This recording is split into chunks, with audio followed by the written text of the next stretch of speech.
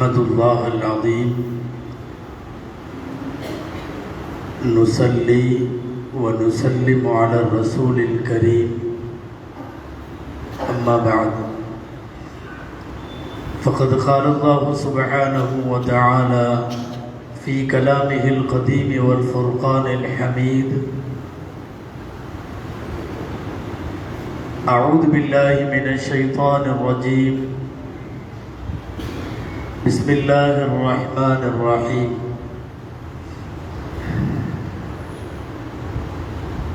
ولو كنت فظا غليظ القلب لانفضوا من حولك صدق الله العظيم وقال رسول الله صلى الله عليه وسلم لا يؤمن أحدكم حتى يكون هواه تبعا لما جئت به صدق رسول الله صلى الله عليه وسلم. அளவற்ற அருளாளனும் நிகரற்ற அன்புடையோனுமாகிய அல்லாஹுவின் பெயரால் துவங்குகிறேன். அருமைநாயகம் முஹம்மது ரசூலுல்லாஹ் ஸல்லல்லாஹு அலைஹி வஸல்லம் அவர்களின் மீதும் நற்பாக்கியங்கள் நிறைந்த அவர்களுடைய உம்மத்தின் மீதும் குறிப்பாக காரைக்கால் மாவட்ட ஜமாஅத்துல் உலமா சபை நடத்தும் இந்த மீலாது பெருவிழாவில் அல்லாஹ்வினுடைய மஸ்ஜிதில் சங்கைக்குரிய இந்த மஸ்ஜிதில் மஜ்லிஸில் சங்கமித்திருக்கிற நம் அனைவர் மீதும் எல்லாம் வல்ல அல்லாஹ்வின் நல்லருள் என்றென்றும் நிறைவாக உண்டாவதாக. ஆமீன். கண்ணியத்திற்கும் மரியாதைக்கும் உரிய விழாவினுடைய தலைவர் ஹதரத் பெருந்தகை அவர்கள், விழாவிலே இதற்கு முன்னால் உரை நிகழ்த்திய உலமா பெருமக்கள்,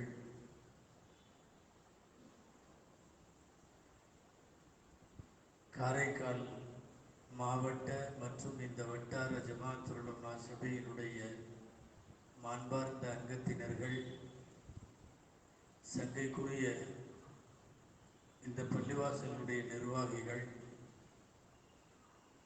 வருகை தந்திருக்கிற பெரியோர்கள், தாய்மார்கள், சகோதரர்கள், உங்கள் அனைவருக்கும் என் ஆரம்பமான அஸ்ஸலாமு அலைக்கும் வரஹ்மத்துல்லாஹி வபரகாத்துஹு.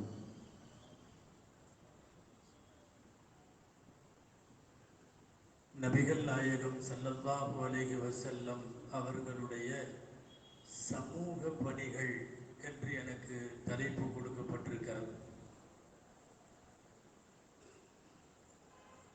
அல்லாஹ்வின் பேரருளால் நபிகள் நாயகம் ஸல்லல்லாஹு அலைஹி வஸல்லம் அவர்களை பல்வேறு கோணங்களில், அவர்களின் வாழ்க்கையை பல்வேறு தலைப்புகளில் உலகம் முழுக்க பேச்சாளர்கள் பேசிக் கொண்டிருக்கிறார்கள், எழுத்தாளர்கள் எழுதி கொண்டிருக்கிறார்கள், ஆய்வாளர்கள் அலசி கொண்டிருக்கிறார்கள். அதற்கான களங்களாக மீலாது விழாக்கள் பயன்பட்டு கொண்டிருக்கிறது. நபிகள் நாயகம் ஸல்லல்லாஹு அலைஹி வஸல்லம் அவர்களுடைய மீலாது விழாக்கள் பல்வேறு இடங்களில் ரசூலுல்லாஹ்வினுடைய வரலாற்றை குழந்தைகளுக்கெல்லாம் போட்டிகள் வைத்து, வினாவிடை போட்டிகள் வைத்து, ரசூலுல்லாஹ்வினுடைய வரலாற்றை பேச வைத்து குழந்தைகளுக்கு பரிசு கொடுக்கிற விழாவாய் நடக்கிறது.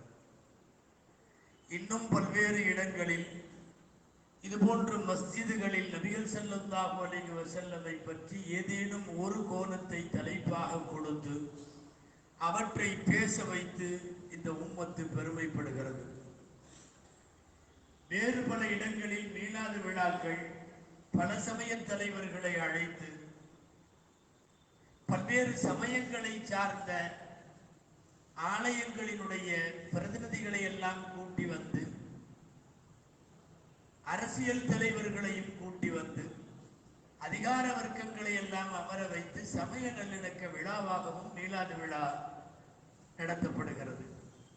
இப்படி மீளாது விழாவிற்கு பல்வேறு கோணங்களில் பல்வேறு நிகழ்முறைகளில் மீளாது விழாக்கள் நடக்கிறது. மீளாது விழாக்கள் என்பது இன்றைக்கு காலத்தின் கட்டாயமாக இருக்கிறது. இது ஏதோ பழங்கதைகள் பேசுகிற இடம் அல்ல.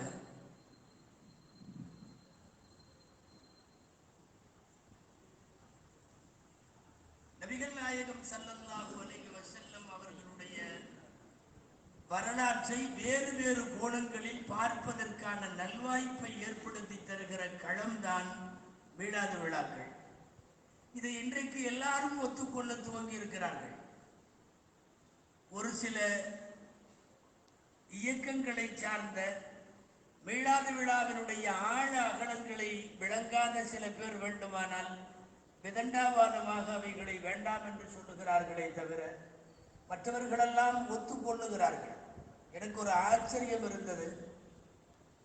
நான் இந்த வாரம் சமரசம் பத்திரிகை பார்த்தேன். சமரசம் ஒரு ஜமாத்தே இஸ்லாமிய அமைப்பை சார்ந்த பத்திரிகை.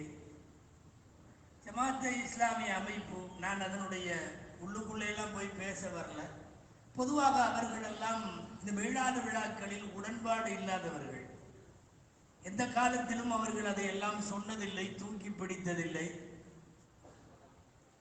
ஜமாத்தே இஸ்லாமியினுடைய கொள்கை வடிவிலேயே அவர்களுடைய விஷயமெல்லாம் பயணிக்கும்.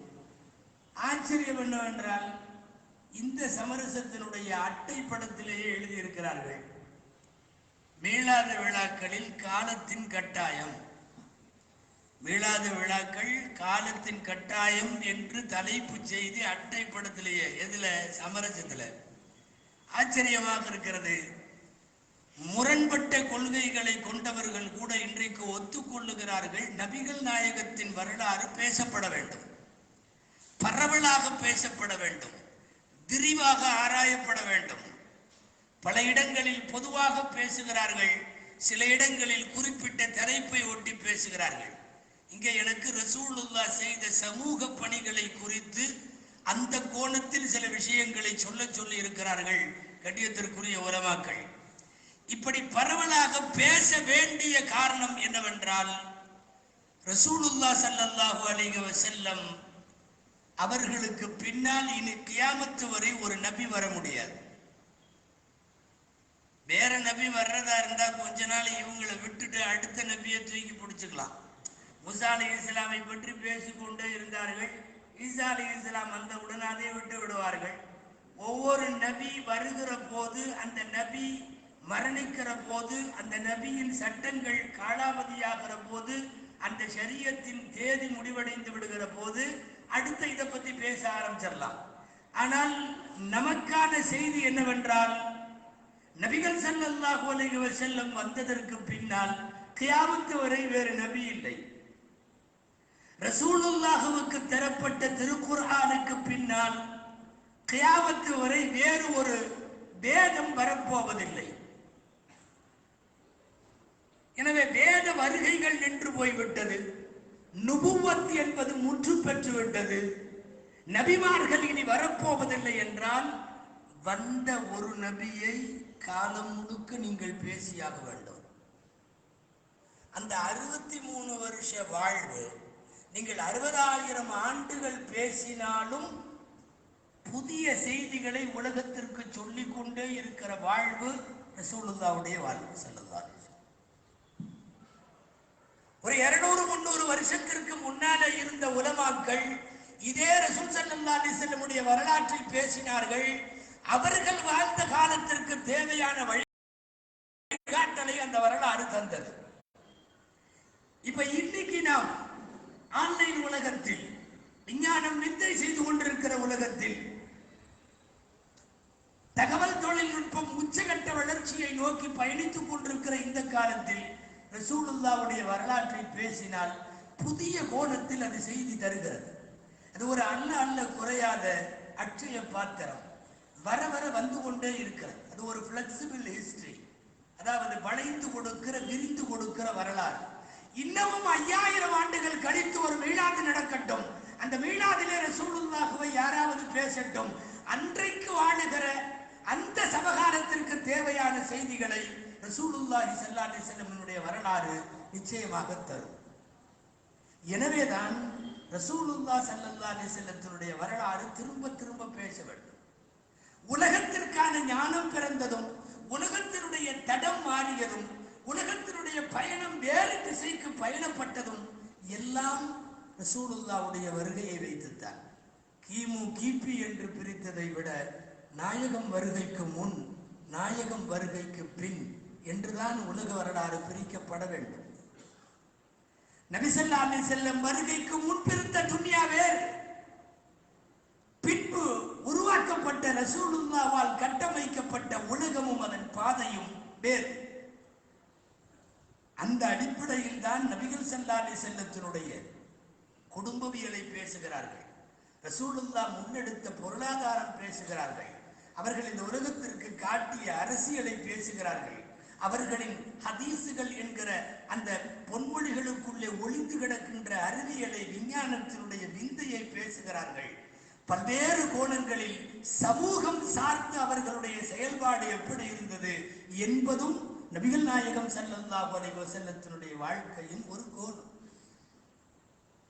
திரும்ப திரும்ப ரசூலுல்லாஹ்வை பேச வேண்டியது ஏன் என்பதற்காக நான் முதலில் ஒரு முன்னுரையாக இந்த விஷயங்களை பதிவு செய்கிறேன். என் தலைப்பிற்கு போவதற்கு முன்னால், தாயிபிலே நபி ஸல்லல்லாஹு அலைஹி வஸல்லம் கண்ணடி வாங்கினார்கள் என்கிற வரலாறு இன்றைக்கு இருக்கிற பெரியவர்களுக்கு வேண்டுமானால் அது பழைய செய்தி. நாளைய தலைமுறையாக 7 வயது பையனுக்கு நான் தாயிப்பை சொல்ல வேண்டும். அதற்கு மீளாது விழாக்கள் களங்கள். இன்றைக்கு இருக்கிற 7-8 வயசு பையனுக்கு ரசூலுல்லாஹ்வுடைய வரலாற்றை பழைய வரலாறு தானே என்று சொல்ல முடியாது. அந்த ஒரு வரலாறு தான் நாம் வாழும் காலமெல்லாம், இல்லை உலகம் உள்ள காலமெல்லாம். எனவே அதை கொண்டு போய் சேர்த்தாக வேண்டும். அது அந்த வரலாறுக்கு அல்லாஹ் அப்படி ஒரு மகிமை வச்சிருக்கான். ரசூலுல்லாஹ்வுடைய ஹிஸ்டரிக்கு இன்னைக்கு வரைக்கும் தலைப்பு செய்தியிலேயே நிக்கிறாங்களே ஸல்லல்லாஹு அலைஹி வஸல்லம். கேபிட்டல் நியூஸ்ல ஒருத்தர் ரொம்ப காலம் நிக்கிறதுங்கிறது பெரிய சாதனை, பெரிய சாதனை. யாராவது ஒரு அரசியல்வாதி 6 மாசம் பத்திரிகையில போட்டவும் பேரும் வரலன்னா மறந்துடுவாங்க நம்ம மக்கள். ஆமா அப்படி ஒருத்தர் இருந்தார்ல அப்படிம்பாங்க. இவங்களும் அப்படி மறந்து போயிடக்கூடாதுங்கிறதுக்காக வேண்டிய அப்பப்ப ஏதாவது ஒரு படத்தை போட்டுக்கிட்டே இருப்பாங்க. ஒரு நியூஸ் அதாவது ஸ்ட்ரீம்ல நிக்கணும், இல்லைன்னா மறந்துடுவாங்க மக்கள். மக்கள் மறக்க கூடாதுங்கிறதுக்காக இவங்க அப்பப்ப செடி நடுவாங்க, அப்பப்போ மிஷின், இலவச மிஷின் கொடுப்பாங்க, அப்பப்ப ஏதாவது நலத்திட்ட உதவிகள் வழங்குவாங்க, விழாக்கள்ல பங்கெடுத்துக்குவாங்க, போட்டோ வந்துகிட்டே இருக்கும். அப்ப இவர் உயிரோடு இருக்கிறாரு, இவர் இன்னும் ஃபீல்டில் தான் இருக்கிறாரு அப்படிங்கிற மாதிரி தெரிஞ்சுக்கலாம். இல்லை கொஞ்ச நாள் வரலன்னு வைங்களேன், ஆமா அப்படி ஒருத்தர் இருந்தார்ல அப்படின்னு விசாரிக்க ஆரம்பிச்சிருவாங்க. 50 வருஷம் 100 வருஷ கதையெல்லாம் நாம் பேசி கொண்டிருப்பது 14 நூற்றாண்டு ஒருவர் சர்வதேச ஊடகங்களிலே இன்னமும் முன்னணியிலே இருக்கிறார்கள். ஸல்லல்லாஹு அலைஹி வஸல்லம் யாரும் இப்படி உலக வரலாற்றில் இதுவரை நின்றதில்லை. 300 வருஷம் 400 வருஷம் ஒரு கேபிட்டல் நியூஸ்ல ஒரு நின்ற தலைவர் இல்லை. அது கார்ல் மார்க்ஸ்ல இருந்து தொடங்கி இந்த ஊர் திராவிட தலைவர்கள் வரைக்கும் யாருமே அப்படி இல்லை. அதிகபட்சம் 50 வருஷம் 100 வருஷம். யாராவது தலைவருக்கு 100ஆண்டு விழா கொண்டாடுறான்னாவே மறக்க போறான்னு அர்த்தம்.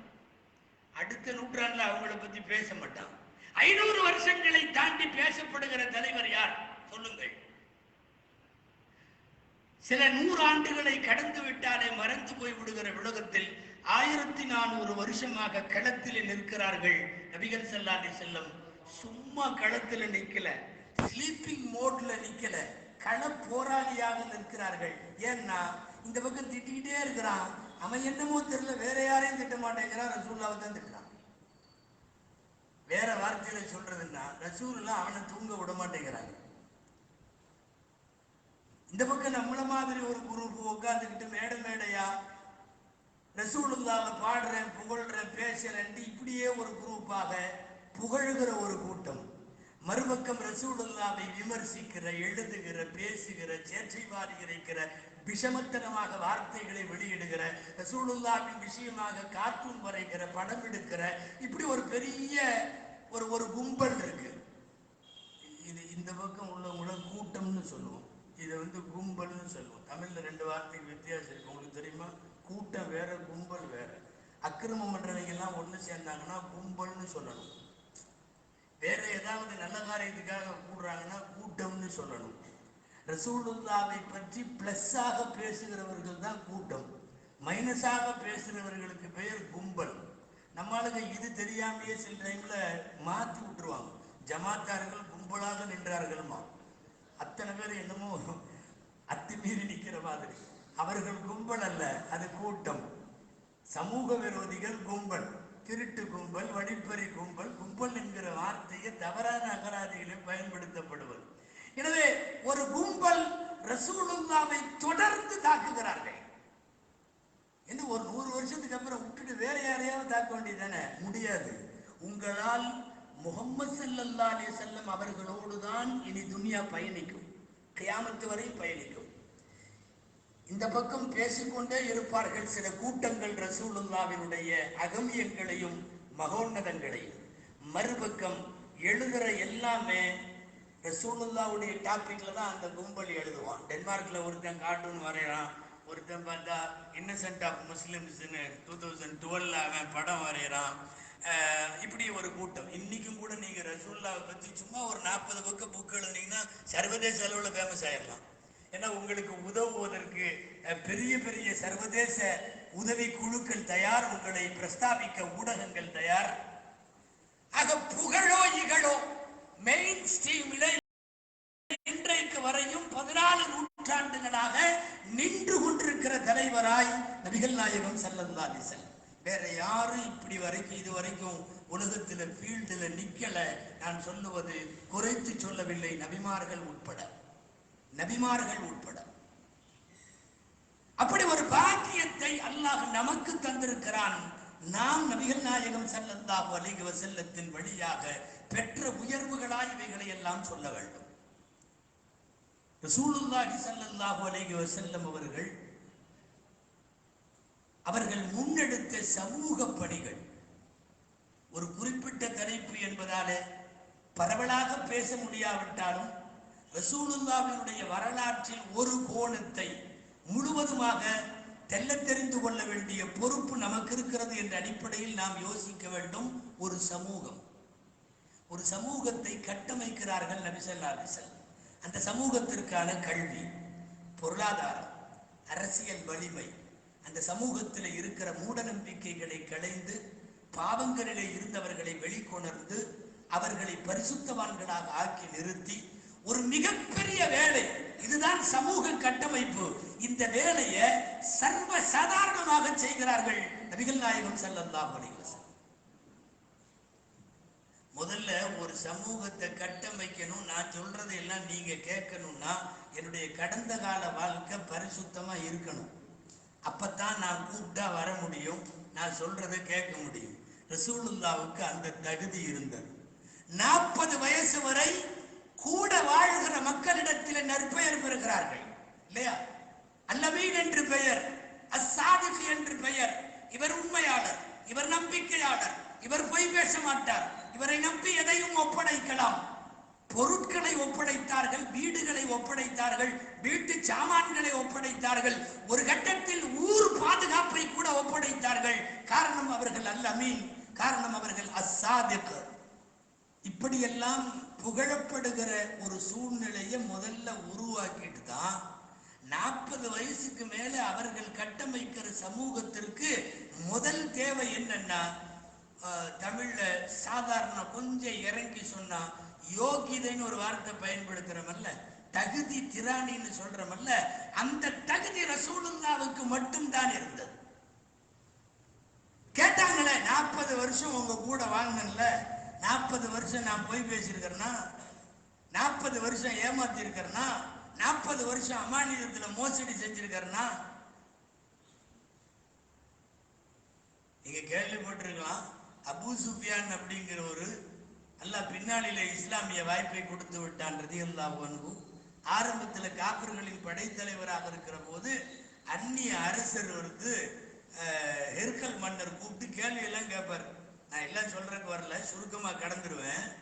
அப்ப அதுல கேள்வி கேட்கிறப்ப அவர் கேட்கிறார், நீங்க சொல்ற உங்க ஊர்ல வந்திருக்கிற முகமது பொய் சொல்லுவாரா? இவர் சொல்றாரு, மாஜரபனா அலைஹி கதிபன், இது வரைக்கும் அப்படி ஒரு அனுபவம் எங்களுக்கு வரல. சொல்றது யார்? காபிர்களின் தலைவர். சிக்க வைக்கிறதுக்காகவே அந்த ஊருக்கு போயிருக்கார். அந்த அரசர்கிட்ட போய் இல்லாத பொல்லாதையும் சொல்லி ரசூலுல்லாவை சிக்க வைக்கணுங்கிறது தான் அவர் நோக்கம். ஆனா அவர்னால அந்த கேள்வியில எதுவுமே பதில் சொல்ல முடிய மாட்டேது. பதில் சொல்ல முடிய மாட்டேது. அவரும் கேட்கிறார், மன்னர் ரொம்ப தெளிவா கேட்கிறார், அவருடைய குடும்பம் எப்படி, அங்க சேர்றவங்க அதிகமாயிட்டே போறாங்களா இல்ல கம்மியாயிட்டே போறாங்களா? ஒரு கேள்வி. இவர் சொன்னார் அதிகமாயிட்டே போறாங்க. சரி சரி, நல்ல மார்க்கம் அப்படித்தான் வளரும், கூட போய்கிட்டே இருக்கும், குறையவே குறையாது. இப்படி கேட்டுக்கொண்டே வருகிற போது முஹம்மது ஸல்லல்லாஹு அலைஹி வஸல்லத்தினுடைய தனி நபர் அஹ்லாக்குகளை, தனி நபர் குணங்களை, அவர்களின் பல்வேறு நடவடிக்கைகளை கேட்கிறார்கள். எல்லாவற்றிலேயும் பதில் 100க்கு 100ஆக இருக்கிறது, திருப்திகரமாக இருக்கிறது. அவர்களால் வேறு பதிலை சொல்ல முடியவில்லை என்பதால் நபிகள் நாயகம் ஸல்லல்லாஹு அலைஹி வஸல்லம் அன்றைக்கே அவர்களுடைய இருப்பிடங்களை கடந்து ரசூலுல்லாஹ் ஸல்லல்லாஹு அலைஹி வஸல்லம் வாழ்த்தப்பட்டார்கள், வரவேற்கப்பட்டார்கள். முதல்ல ஒரு சமூகத்தை கட்டமைக்கணும்னா 2 வேலை நடக்கணும். நீங்க கேள்விப்பட்டிருப்பீங்க, உலமாக்கள் அடிக்கடி சொல்லுவாங்க, அரபியில 2 வார்த்தை இருக்கு. தஹ்லியத்துன்னு ஒரு வார்த்தை, இன்னொரு வார்த்தை தஹ்லியத்துன்னு ஒரு வார்த்தை. ஹா ஹா அதான் வித்தியாசம். முதல்ல தஹ்லியத்துன்னு சொன்னா இருக்கிற தீமைவெல்லாம் எடுத்து வெளியே போடணும். அதுக்கப்புறம் தஹ்லியத்துன்னா அலங்காரம் பண்ணணும். அலங்காரம் பண்றதுக்கு முன்னாடி இந்த 2 வார்த்தை. ஒரு சமூக கட்டமைப்பிலையும் இந்த 2ம் ரசூலுல்லாவுடைய பாணி. முதல்ல என்ன பண்ணாங்க தெரியுமா? இருக்கிற கெட்டதை பூரா தூக்கி வெளியே போட்டாங்க. பாவம், அது இது, சமூக நம்பிக்கை என்னென்ன இருக்கோ எல்லாத்தையும் தூக்கி வெளியே போட்டாங்க. அப்புறம் நகையை போட்டு விட்டாங்க. அலங்காரப்படுத்த வேண்டுமானால் முதலில் சுத்தம் செய்ய வேண்டும். பொண்ணுக்கு நகையெல்லாம் போடுறீங்க, நீங்க துணி மாத்த போறீங்க கல்யாணத்துக்காக, முதல்ல குளிச்சு அல்லது கை கால் மூஞ்சி கழுவி எல்லாம் பொருள் ரெடியாகி அதுக்கப்புறமா நீங்க துணி போடணும். முதலில் அழுக்குகள் களையப்பட வேண்டும், பிறகு ஆபரணங்கள் அணிவிக்கப்பட வேண்டும். அசிங்கங்களை எடுப்பது முதல் பணி, அழகுபடுத்துவது 2வது பணி. ஒரு சமூகத்திலேயும் இதுதான் நடந்தது. நபி ஸல்லல்லாஹு அலைஹி வஸல்லம் அதைத்தான் செய்தார்கள். 13 வருஷ காலம் மக்காவிலே நபிகள் ஸல்லல்லாஹு அலைஹி வஸல்லம் மேற்கொண்ட பணியை அசிங்கத்தை நீக்கும் பணி என்று சொல்லுவார்கள் மார்க்க அறிஞர்கள். 10 ஆண்டு காலம் மதீனாவிலே ரசூலுல்லாஹ் மேற்கொண்ட பணியை அழகுபடுத்தும் பணி என்று சொல்லுவார்கள் உலமா பெருமக்கள். அசிங்கமே களையாம அழகுபடுத்தினா விளங்காது. நீங்க பாட்டுல ஒரு சிலேட்ல, ஒரு புக்ல, ஒரு நோட்ல, ஒரு போர்டுல கச்சமச்ச எழுதி இருக்குது எக்கச்சக்கமா. இப்ப நீங்க புதுசா சாக் பீஸை கையில எடுத்துட்டு போறீங்கன்னா அதை அழிச்சிட்டு எழுதுனா தான் நீங்க எழுதுறது விளங்கும். அது மேலேயே நீங்களும் எழுதுனா எது முதல்ல எழுதுனது எது 2வது எழுதுனதுன்னு தெரியாது. இந்த கணக்குல நம்ம பசங்க சில பேர் 7 போட்டுட்டு அதை 8 ஆக்கிறதுக்கு அதுக்கு மேலேயே ஏதாவது பண்ணுவான். 7 போட்டுட்டு அதுக்கு 6 ஆக்குவான். கொஞ்ச நேரம் கழிச்சு பார்க்கறவனுக்கு இது 6 7 ஆயிருக்கா இல்ல 7 6 ஆயிருக்கா தெரியாது. ஒரே நல்ல வழி என்ன தெரியுமா? அடிச்சல். 7 அடிச்சுட்டு நீ விரும்புற நம்பரை போடு. அசிங்கங்கள் அழிக்கப்பட்ட பிறகுதான் அழகுபடுத்துதல் என்பது. அதனால எழுதின சிலேட்ல எழுதக்கூடாது, கிறுக்கின நோட்ல தொடர்ந்து மேல கிறுக்கக்கூடாது. முழுசா அதை சுத்தம் பண்ணணும். சுத்தம் பண்ணாம மென்மேல போட்டு அது சரியாகாது. ரசூல் ஸல்லல்லாஹு அலைஹி வஸல்லம் தாங்கள் மீட்டெடுக்க வேண்டிய சமூகத்தை, அவர்கள் கட்டமைக்க வேண்டிய சமூகத்தை அஜெண்டா மட்டும் கையில வச்சுக்கிட்டாங்க, இதெல்லாம் பண்ணணும்னு. அதுக்கு ஃபர்ஸ்ட் செஞ்ச வேலை என்னன்னா, அநியாயம், அக்கிரமம், அசிங்கம் எல்லாத்தையும் வெளியேற்றுறதுக்கு நீண்ட காலம் பிடித்தது. அதை பண்ணிட்டு அப்புறம் ஒவ்வொரு நகையா போட்டு விட்டாங்க. அழகு பெற்றது இஸ்லாம். இந்த சமூகத்தை கட்டமைத்தது அப்படித்தான். முதல்ல அசிங்கம் போயிடும். அந்த காலத்து அஜித்துமார்கள் சொல்லுவாங்க, யாரோ ஒருத்தர் ஆலிம் சாட்டை வந்து கிணத்துல நாய் விழுந்துருச்சு, என்ன பண்றதுன்னு கேட்டிருக்கிறார். அந்த தண்ணியில தான் ஒதுவெல்லாம் செய்யறாங்க. அவரு அலிம்சா சொன்னாரா, இத்தனை வாளி தண்ணி இறைக்கணும்னு. அவரு கிளீனா படிச்சிருக்கிறார். காக்கா குருவி விழுந்தா இத்தனை வாளி, ஆடு மாடு விழுந்தா இத்தனை வாளி, பெருச்சாளி எலியெல்லாம் விழுந்தா இத்தனை வாளி, நாய் விழுந்தா இத்தனை வாளி, இப்படியே அதுல அப்பவே எடுத்து போட்டா இத்தனை வாளி, ஊதி உப்பி வெடிச்சதுக்கு அப்புறம் எடுத்தா இத்தனை வாளின்னு அவர் கணக்கு படிச்சிருக்காரு. வந்தவங்கள்ட்ட சொல்லிட்டார், இத்தனை வாளி தண்ணி எடுத்து வெளியே ஊத்துட்டார். அவன் பூராத்தையும் வெளியே ஊத்திட்டு, இனிமேல் இந்த கிணத்துல இருந்தா உதவி செய்ய போறோம், இப்ப சுத்தமாயிருச்சு, ஆலிம் சார் சொன்னபடி தண்ணி பூரா எடுத்து வெளியே ஊத்தியாச்சுன்னு சொல்லிட்டு ஒரு செம்பு ஓதி கொடுங்கன்னு சொல்லி கொண்டு வந்து கொடுத்துருக்கிறாரு. கொடுங்க, அதுல ஊத்தணும். அவர் வாங்கி கையில பார்த்தா உள்ள 2-3 முடி கிடக்கு. என்னப்பா முடியுது? அது நாய் முடிதான். நாய் எங்க இருக்கு? உள்ளதான் இருக்குது. ஏண்டா நாயை உள்ள வச்சுக்கிட்டேவா நீ வெளியே ஊத்துன? முதல் வேளை நாயை தூக்கி வெளியே போட்டிருக்கணும், அதுக்கப்புறம் இத்தனை வாளி இறைச்சாதான் சுத்தமாகும். நீ உள்ளுக்குள்ளேயே அதை வச்சுக்கிட்டு இறைச்சிக்கிட்டே இருந்தீங்கன்னா இறைச்சிக்கிட்டே இருக்க வேண்டியதானே? அசிங்கம் முதலில் வெளியேற்றப்பட வேண்டும், பிறகுதான் அழகுபடுத்தப்பட வேண்டும், ஆபரணம் அணிவிக்கப்பட வேண்டும். இந்த தஹ்லியத்தை முதலில் செய்து தஹ்லியத் என்கிற அழகுபடுத்துதலை இரண்டாவது செய்தது ரசூலுல்லாஹ் ஸல்லல்லாஹு அலைஹி வஸல்லம். இதைத்தான் செய்தார். முதல்ல அங்க இருக்கிற விபச்சாரம் அனுப்பப்பட்டது, வீட்டுக்கு அனுப்பப்பட்டது. குடிபோதை சாராயங்கள் அனுப்பப்பட்டது. ஓட ஓட சாராயங்களை, மதுவை விரட்டினார்கள் நபி ஸல்லல்லாஹு அலைஹி வஸல்லம்.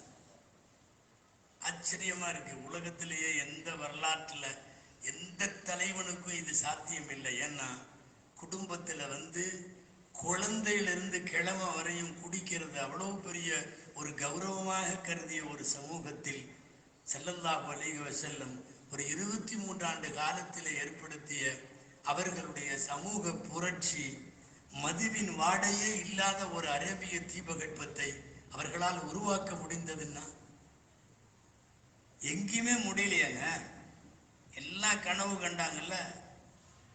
அந்த காலத்து ஈசா அலை இஸ்லாம்ல இருந்து இந்த ஊர் காந்தி வரைக்கும் சொல்றேன், எல்லாம் கனவு தான் கண்டான், சாத்தியப்படவே இல்லையே. கொஞ்சம் போதையானாலும் அதிகம் போதையானாலும் உங்களுக்கு அனுமதி இல்லை என்கிற கட்டத்திற்கு அந்த மக்களை கொண்டு வந்தார்கள். படிப்படியாய் படிப்படியாய் தொழுக நேரத்தில் குடிக்காத, பகல்ல குடிக்காத, இப்படியே கொண்டு வந்து இனிமேல் குடிக்கவே குடிக்காத என்று நிறுத்துகிற போது நிறுத்தியது ஒரு கூட்டம். இன்னைக்கு நிறுத்த மாட்டேங்கிறானே. இன்னைக்கு நம்ம பசங்க நிக்கிறானு இல்லை டாஸ்மாக்ல. காரைக்கால்ல இருக்கா இல்லையான்னு தெரியாது. சனிக்கிழமை ஞாயிற்றுக்கிழமைகள்ல டாஸ்மாக்ல நம்ம பையன் நிக்கிறானா இல்லையா? இன்னைக்கு புதுசா வேகமா பரவிட்டு வர்ற கஞ்சா குடிக்கிறதுல, போதை பொருட்கள்ல நம்ம பசங்க இருக்கானா இல்லையா? அசிங்கங்களை எல்லாம் இந்த உலகத்திலே ஓட ஓட விரட்டிய ஒரு தலைவரினுடைய 14 நூற்றாண்டுக்கு பின்னாலே உள்ள தலைமுறை மீண்டும் அதிலே அடிமையாகி கிடக்கிறது என்பது எவ்வளவு பெரிய கேவலம் தெரியுமா? இந்த குடிச்சிட்டு இருந்த கப்பெல்லாம் தொப்பு தொப்பு தொப்பு தொப்புன்னு கீழே விழுந்துதான். அனுசரதி எல்லாம் சொல்றாங்க. அனுசரலான்னு சின்ன பையன் அவரு. குந்து சாக்கியல் கௌமி ஃபீ பைத்தி அபீ தல்ஹா, அபூ தல்ஹா ரலியல்லாஹு அன்ஹு அவனுடைய வீட்டிலே நான் தான் ஊத்தி ஊத்தி கொடுத்து கொண்டிருந்தேன். டான்சா பக்கெட்டை கொடுத்து சின்ன பசங்களை அனுப்பிச்சு விடுவாங்கல்ல, கல்யாண விருந்துல டான்சா பக்கெட்டை கொடுத்து அனுப்புவாங்க. அந்த மாதிரி இவர் கையில ஒரு பெரிய ஜக்கு, எல்லாம் குடிச்சிட்டு இருக்கிறவங்க எல்லாம் சின்ன சின்ன கப்பு கையில வச்சிருப்பாங்கல்ல, தீர தீர போய் ஊத்திக்கிட்டே இருக்கணும். பாய் இன்னும் கொஞ்சம் ஊத்திங்க, இன்னும் கொஞ்சம் ஊத்திங்க, இப்படி ரவுண்ட்ல. அனுசரலான்னு சொல்றாங்க, நான் தான் அந்த மாதிரி தீர தீர ஊத்திட்டு இருந்தேன். குந்து சாக்கியல் கௌமி ஃபீ பைத்தி அபீ தல்ஹா. கொஞ்ச நேரத்துல வெளியே ஒரு சத்தம் கேக்குது. அந்த சத்தம் என்னன்னா, ரிஜிசும் மின் அமலி ஷைத்தானி ஃபஜ்தனிபூஹு லஅல்லகும் துஃப்லிஹூன். இது நஜீஸ் ஆயிருச்சு, ஷைத்தானுடைய நஜீஸ் இது, இதை முழுமையா வெட்டுருங்க. ஃபந்தஹு, நீங்கள் தவிர்த்து கொள்ளுங்கள்.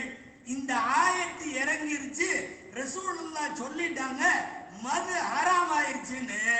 வெளியில ஒரு சவுண்டு. என்ன ஆச்சு? இந்த குடிச்சிட்டு இருக்கிற கோலை பூரா தொப்பு தொப்புன்னு ஒவ்வொன்னா கீழே விழுகுது. சவுண்டோட. கொஞ்சம் யோசிச்சு பாருங்களேன். அந்த நேரத்தில் அவர் அனுசரதி இல்லாமோ அவங்க அவங்க பாணியில சொல்றாங்க. அவங்க சின்ன பையன், அதனால அவங்களுடைய பார்வையில எனக்கு ஆச்சரியமா இருக்குது. கப்பை வந்து உதட்டுக்கிட்ட வச்சு முத்தம் கொடுத்துட்டு இருந்தாங்க. வெளியில ஒரு சத்தம் கேட்ட உடனே தொப்பு தொப்புன்னு கீழே போட்டு கால் கடியில மிதிக்கிறாங்க. எனக்கு ஆச்சரியமா இருந்தது. கொஞ்ச நேரத்துக்கு முன்னாடி முத்தம் கொடுத்து கொண்டிருந்த அந்த குவளையினுடைய வாய்ப்பகுதிகள் காலுக்கு கீழே அது ரணப்படுகிறது என்றால் ஒரே ஒரு வார்த்தை வெளியில. நம்ம செஞ்சிருவோமா இன்னைக்கு? ஒரு வார்த்தை கேட்டவன் அல்லாஹு அக்பர். கோடானும் கோடி நன்றிகளுக்கு சொந்தக்காரர்கள் அந்த சஹாபா பெருமக்கள். நம்மளா இருந்தா கொஞ்ச நேரம் கையில வச்சுக்கிட்டே முதல்ல கேட்போம், நெசுமாவா சொல்ற? நல்லா கேட்டியா? இதை பத்தி தான் சொன்னாங்களா? நைட்ல மட்டும் குடிக்க வேணாம்னு சொன்னாங்களா? நிரந்தரமா ஹராமா? இவன் சொல்றதை நம்பலாமா? அவனை உள்ள கூப்பிட்டு விசாரிக்கலாம்.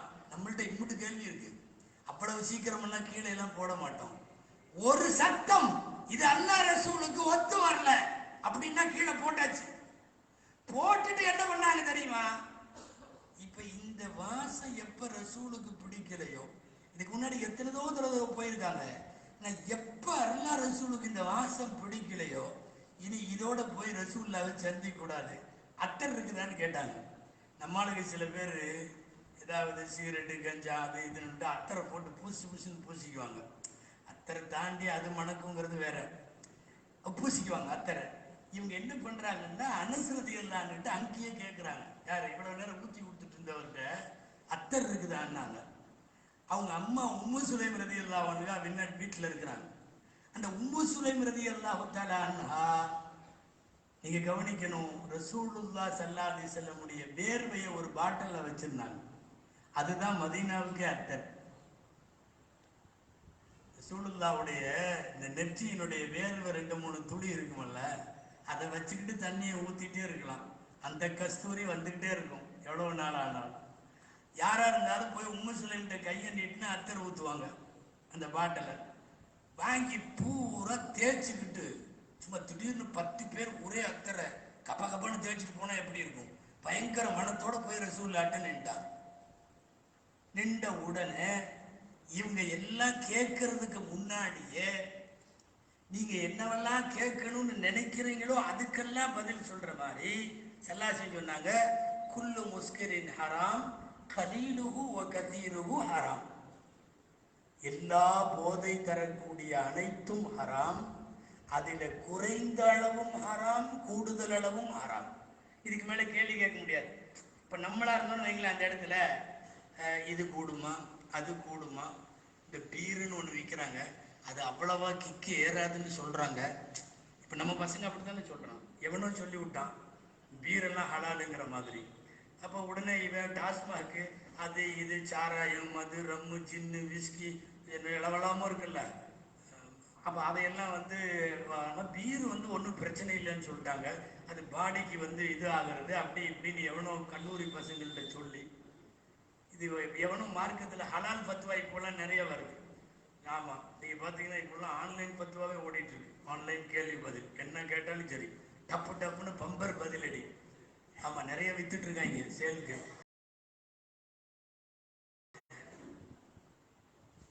இப்போ நம்ம அப்படி கேட்டிருப்போம் என்னென்ன கேள்விகள்லாம். ஸல்லல்லாஹு சொல்லிட்டாங்க, குல்லு முஸ்கிரின் ஹராம் எல்லாம். அதாவது இந்தியாவில் வந்து இந்த ட்ரக் கண்ட்ரோல் இருக்கு இல்லையா, ட்ரக் கண்ட்ரோல் ஆர்கனைசேஷன் அப்படின்ற போதை தடுப்பு தமிழ்நாட்டில் உள்ள அந்த ஆர்கனைசேஷன் வந்து கிட்டத்தட்ட ஒரு 26 வகையான போதைகளை எழுதி இது எல்லாமே போதை தரக்கூடியவைன்னு எழுதியிருக்கு. அதுல அவன் பீரை எழுதியிருக்கான். இவன் நம்மால உட்காந்துட்டு அதுல ஒண்ணு இல்லைங்கிறாங்க அப்படின்னா, இல்லைங்கிறாங்கன்னு யாரு சொன்னா?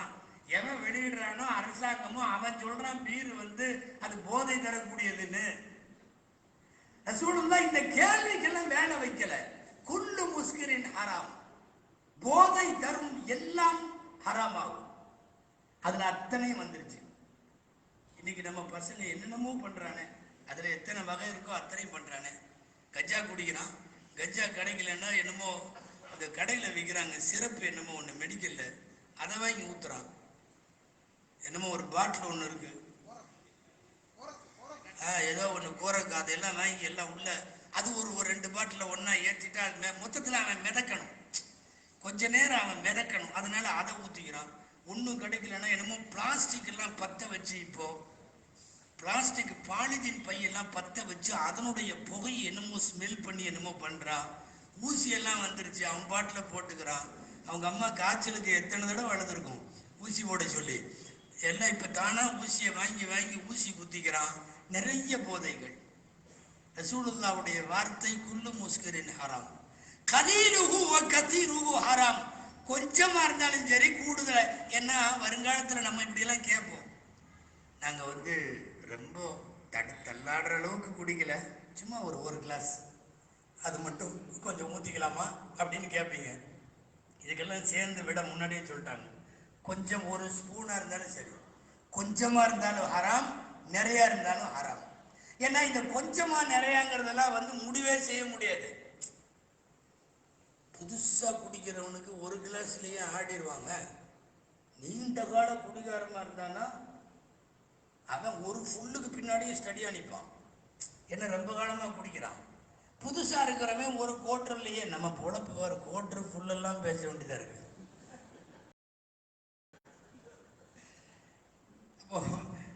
நவீன குடிகாரர்கள் வேண்டுமானால் ஒரு கோட்டர் ஆஃப்ல வேணா கொஞ்சம் அசந்தரலாம்.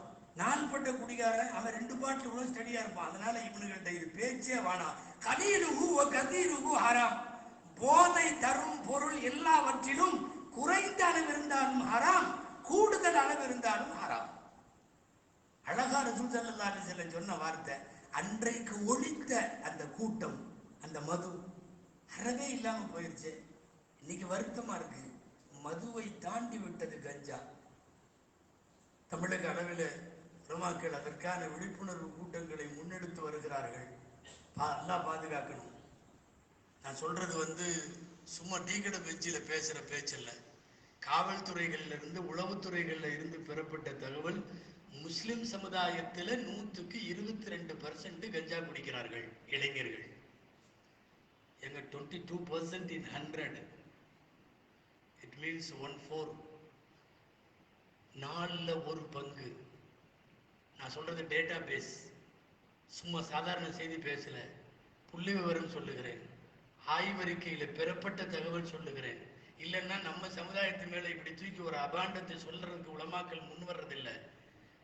தமிழ்நாட்டில் வாழுகிற அடர்த்தியாக முஸ்லிம்கள் வாழுகிற ஊர்களில் எல்லாம் எடுக்கப்பட்ட கணக்கின் அடிப்படையில் தமிழகத்தில் 100க்கு 22% முஸ்லிம் இளைஞர்கள் கஞ்சாவுக்கு அடிமையாக இருக்கிறார்கள் என்பது வெட்கப்பட வேண்டிய செய்தி. சொல்ல போனா வெளியில பேச முடியாத செய்தி. இதுல ஈடுபட்டிருக்கிற அந்த மாணவர்களை, இளைஞர்களை மாத்திரம் பேச முடியவில்லை. காரணம், வெளியில இருந்து இப்படி திட்டமிட்ட ஒரு கஞ்சா பரவலுக்கு ஒரு வியூகம் வகுக்கப்பட்டு செயல்படுத்தப்படுகிறது. அதுவும் உண்மை. இதுவும் கூட அபாண்டமா சொல்லல. மத துவேஷமுடைய சில இயக்கங்கள் இதை முன்னெடுத்து முஸ்லிம்கள் நிறைந்து வாழுகிற பகுதிகளில் எப்படி முஸ்லிம் பெண்களை காதல் வலைக்குள்ளே சிக்க வைத்து சீரழிக்கிறார்களோ, அதுபோல் கஞ்சா வலைக்குள்ளே இளைஞர் சமுதாயத்தை சீரழிக்கிற வேலை நடக்கிறது என்பது பொத்தாம்பதுவான குற்றச்சாட்டல்ல. நான் ஆதாரத்தோட தான் சொல்றேன். யாராவது கேட்டுறக்கூடாது இல்லையா?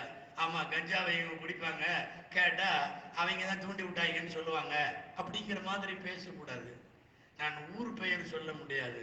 கிட்டத்தட்ட உங்களுக்கு சமீபத்திலே தான் அந்த ஊரில் ஒரு மெட்ரிகுலேஷன் பள்ளி, ஒரு மிகப்பெரிய இமாமினுடைய பெயரால மெட்ரிகுலேஷன் பள்ளியில காலையில இன்டர்வல் டைம் 9:50, சாரி 10:50, அந்த இடைவேளை நேரம் ஸ்கூலுக்கு வெளியில காம்பவுண்டு சுவருக்கு வந்துட்டா, காம்பவுண்டுக்கு வெளியில இருந்து பொட்டணம் உள்ள உழுகுது. அந்த பொட்டணத்தை வாங்கி பிடிக்கிறவங்க 9th 10th மாணவர்கள். நீங்க கொஞ்சம் கவனிக்கணும். 9th 10th மாணவர்கள் அந்த பொட்டணத்து கஞ்சா பொட்டணம். இது நீண்ட நாளாக இப்படி நடந்து 9th 10th படிக்கிற மாணவர்கள், +1 +2 படிக்கிற மாணவர்கள் பொழுதுபோக்கு அம்சத்தை போல இதை ஊர்ல பயன்படுத்தி இப்படி ஆகுதுன்னு சொல்லி கடைசியாக பிரின்சிபலுடைய கவனத்திற்கு போய் கல்லூரி முதல்வர் எல்லா ஏற்பாடுகளையும் செஞ்சு பார்த்தா வெளியில முஸ்லீம் அல்லாத ஒரு பொம்பளை கரெக்டா 10 மணிக்கு அந்த இன்டர்வல் டைம் வந்து தூக்கி போடுது. கரெக்டா இன்டர்வல் டைம்ல இந்த பெண்ணையும் பிடித்து விட்டார்கள். விசாரித்த போது மழுப்பலான தகவல்கள். வியாபாரி அல்ல, பெண்கள் எத்தனையோ பேர் அப்படி வியாபாரத்தில் இருக்கிறாங்க. கஞ்சா வியாபாரிகளா காசு கொடுத்து சொல்ல போனா பல மடங்கு காசு சம்பாதிப்பாங்க.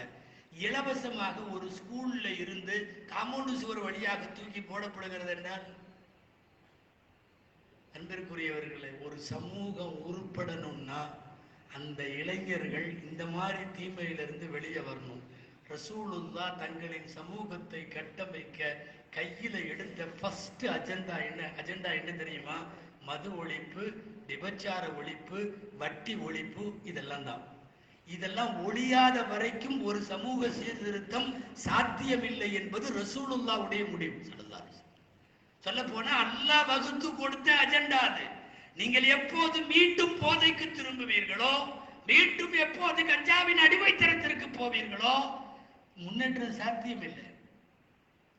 வருத்தமா இருக்கு. +1 +2 படிக்கிற பையன், காலேஜ் பையன் ஊசி போட்டுக்கிறான், மது குடிக்கிறான்.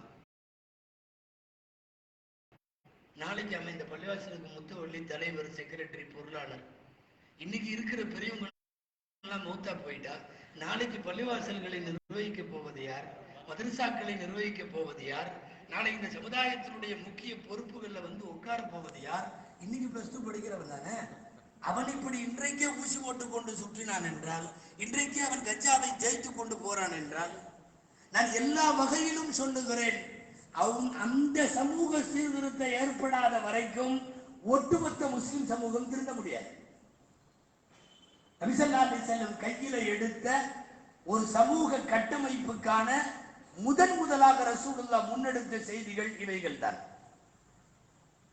இன்னைக்கு அந்த உம்மத்துல இவ்வளவு மோசமா வந்திருக்குதேங்கிறது நான் வாலிபர்களுக்கு சொல்லுகிறேன். நிறைய பேர் தெரியுறீங்க, சந்தோஷமா இருக்கு. நிறைய பயானுக்கு போனா ஆல்மோஸ்ட் எல்லாமே வெள்ளக்காலியா தான் பார்க்குறோம். இளம் வயசை பார்க்க முடியறதில்லை. காரைக்காலில அதிசயம், நிறைய பேர் வந்து இளம் வயசாகவும் தெரிகிறீர்கள்.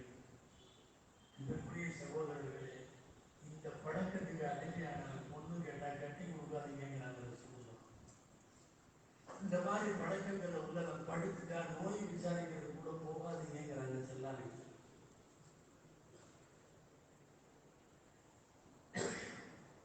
இந்த மாதிரி பழக்கத்தில் உள்ளவர்கள் ஏதாவது ஒரு செய்தியை சொன்னால் அந்த செய்தியை உண்மை என்று நம்பாதீர்கள் என்கிறார்கள் நபிகள் ஸல்லல்லாஹு அலைஹி வஸல்லம். இப்ப இவ்வளவு தூரம் பாதிக்கப்பட்டிருக்கக்கூடிய ஒரு சமூகத்தினுடைய இளைஞர்களின் அடுத்த வாய்ப்பு இப்படி இருந்ததுன்னா எவ்வளவு பெரிய வருத்தம். ஹதீஸ்கள் இதெல்லாம் வருது. லா துஸத்திகு ஒரு ஹதீஸ், லா தஊது ஸுபாபல் கம்ரி ஒரு ஹதீஸ், வலா துஸத்திகுஹு, அவர்களை உண்மைப்படுத்த வேண்டாம் ஒரு ஹதீஸ், வலா துஷஃபஉ, நீங்கள் அவர்கள் சிபாரிசு செய்தால் கூட சிபாரிசுகளை ஒத்துக்கொள்ளாதீர்கள் என்பது நபி ஸல்லல்லாஹு அலைஹி வஸல்லம் நபிமொழி. நீங்க வந்து உங்களுடைய 20 வயதுகள்ல ஊசி போட ஆரம்பிச்சா, உங்க 20 வயசு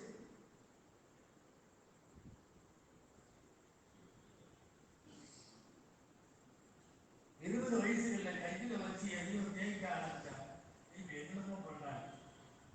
நல்லா போயிட்டு இருக்கும், திடீர்னு என்னமோ இப்படிங்கிற கை இப்படிங்கிற வாயை ஒரு குளம் குழந்து கபரு குடிக்கிற மண்ணு போறப்ப முதுகுள்ள என்ன சொல்றான். கொஞ்ச நேரத்துல உடம்பு வீங்கி போகுது. அப்புறம் ஒரு மாதிரி உருவ அமைப்பே மாறிடுது. அப்புறம் அப்படி இருக்கிற அந்த அந்த அது போடலைன்னா அவனுக்கு கைகளெல்லாம் நடுங்குது. நல்லா காப்பாற்றணும்.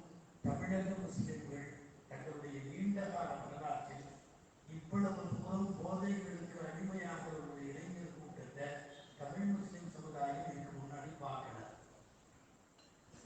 நான் வந்து இந்த தலைப்பில் வேறு செய்திகளுக்கு போக வேண்டும் என்பதால் நான் இதை நிறுத்துகிறேன். இது தனியாக பேசப்பட வேண்டிய, வலியுறுத்தப்பட வேண்டிய ஒரு நன்மை.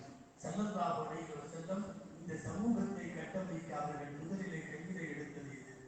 அதுக்கு அடுத்தது என்னன்னா, சண்டை போடுறவங்க அவங்க இவங்க கருத்து வேறுபாடு எல்லாத்தையும் கூட்டு ஒன்னா சேர்த்து விட்டது. நபி ஸல்லல்லாஹு அலைஹி வஸல்லம் செஞ்ச ஒரு சமூக கட்டமைப்புக்கான அடுத்த கட்ட முக்கியமான பணி.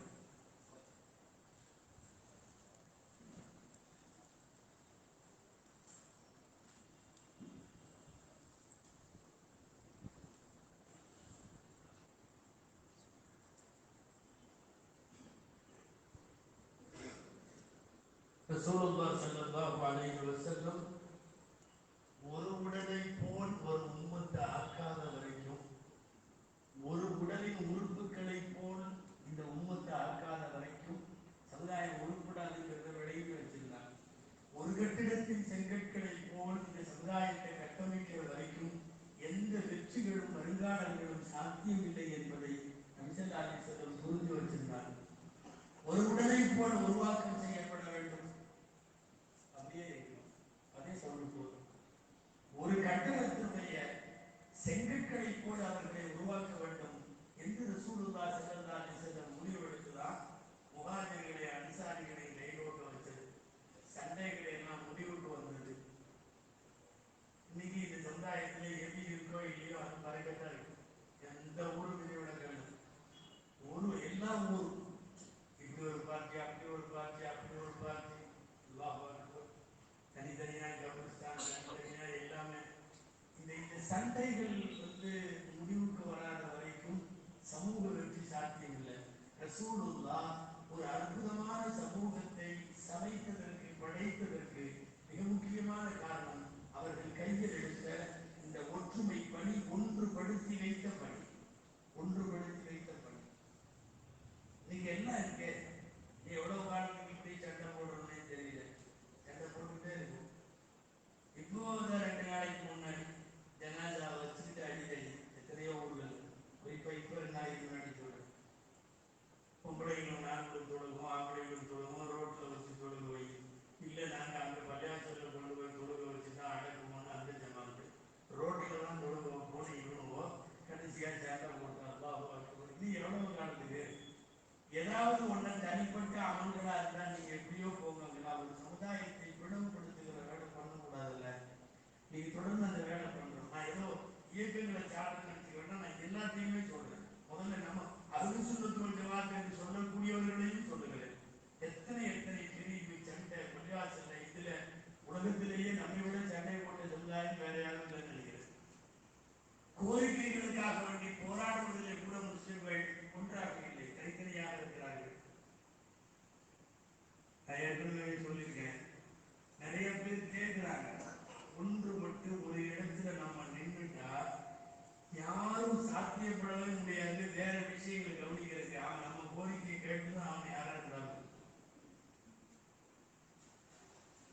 அதுக்கு முன்னாடி சொல்லியிருக்கேன், பெரியார் கிளாஸ் இஸ்லாத்துல வந்தப்போ அவங்களை கூப்பிட்டு பேச வச்சோம்ல, பெரியார் கிளாஸ் ஒருத்தர் இருந்தார் இல்லைங்க, அப்துல்லான்னு, அவர் இஸ்லாம் மாட்டுக்கு அப்புறம் 2 வாரம் கழிச்சு பேச வச்சோம். நான் எங்க பள்ளியார் செல்லானே பள்ளியார் செல்லாம் சும்மா எப்போ 30 நிமிஷம், அன்னைக்கு 45 நிமிஷம் பேசினார். ரியாதுல போய் நான் ஏன் இஸ்லாத்துல சேர்ந்தேன்னு பேசினார். நல்லா இருந்தது பேச்சு. பேசி முடிச்சுட்டு கடைசியில் அவர் ஒரு செய்தி சொன்னார். நான் நிறைய பேசியிருக்கிறேன், இந்த யூடியூப்ல எல்லாம் கூட நிறைய வைரல் ஆயிருக்கு. என்னன்னா, அவர் என்ன கேட்கிறாருன்னா, நான் ஏர்போர்ட்ல இருந்து வந்து இறங்கினேன் ரியாதுல இருந்து, இஸ்லாத்துல சேர்ந்துட்டு உம்ராவெல்லாம் முடிச்சுட்டு வரேன்னு தெரிஞ்சுட்டு, இங்க இருக்கிற சில இயக்கங்களும் நான் முன்னாடி இருந்த நாத்திகம் சார்ந்த அந்த அமைப்புகளும், கடவுளில்லை கொள்கையை சார்ந்த சில அமைப்புகளும் எல்லாமே வந்து பெரியார் ஒளிக ஒளிக ஒளிகன்னு சட்டம் போட்டுட்டு நிற்கிறாங்க சென்னை ஏர்போர்ட்டுக்கு வெளியில. அதுக்கப்புறம் பெரியார் ஒளிகன்னு அவங்க சொல்றப்போ, என்னுடைய புது பேர் அப்துல்லா, அப்துல்லா வாழ்க, அப்துல்லா வாழ்கன்னு சொல்றதுக்கு முஸ்லீம்கள் சில பேர் பாயிக வந்திருந்தாங்க. இந்த கம்பத்துக்கு கீழே 10 பேர், அங்க பாலத்துக்கு கீழே 10 பேர், அதுக்கப்புறம் மெயின் ரோட்ல 10 பேர், ஆளுக்கு ஒரு கொடி. என்னைய ஒளிகன்னு சொல்றவங்கெல்லாம் ஒன்னா நிற்கிறான். என்ன வாழ்கன்னு சொல்ல வந்த நீங்க மாத்திர ஏன் இப்படி பாலத்துக்கு கீழே, கம்பத்துக்கு கீழே தனித்தனியா நிற்கிற? என்னை வான்னு கூப்பிடுற இடத்துல கூட நீ ஒன்னா ஒரு இடத்துல நிற்க முடியாதுன்னா இஸ்லாமியத்தான் சொல்லி கொடுத்ததா அப்படின்னு புதுசா வந்த ஒருத்தர் கேட்ட கேள்வி அரைஞ்ச மாதிரி இருந்தது. இன்னைக்கு வரைக்கும் அதுதான் நிலைமை, அதுதான் நிலைமை. கோரிக்கைகளுக்காக போராடினாலும் என்ன நடந்தாலும் நடக்கிறது என்ன, தனித்தனியாக நின்று கொண்டு பலவீனங்களிலே அப்படியே பின்னடைவுக்கு போய் கொண்டிருக்கிறோம் என்பதை யோசிக்க வேண்டும். பெருமானார் ஸல்லல்லாஹு அலைஹி வஸல்லம் வாழ்க்கையிலேயே அவர்கள் தொட வைக்காமல் ஜமாத்தை விட்டது 2 தருணம். ஒன்று வஃபாத்துடைய தருணம், அபூபக்கர் ரலியல்லாஹு அன்ஹு தொட வைத்தார்கள்.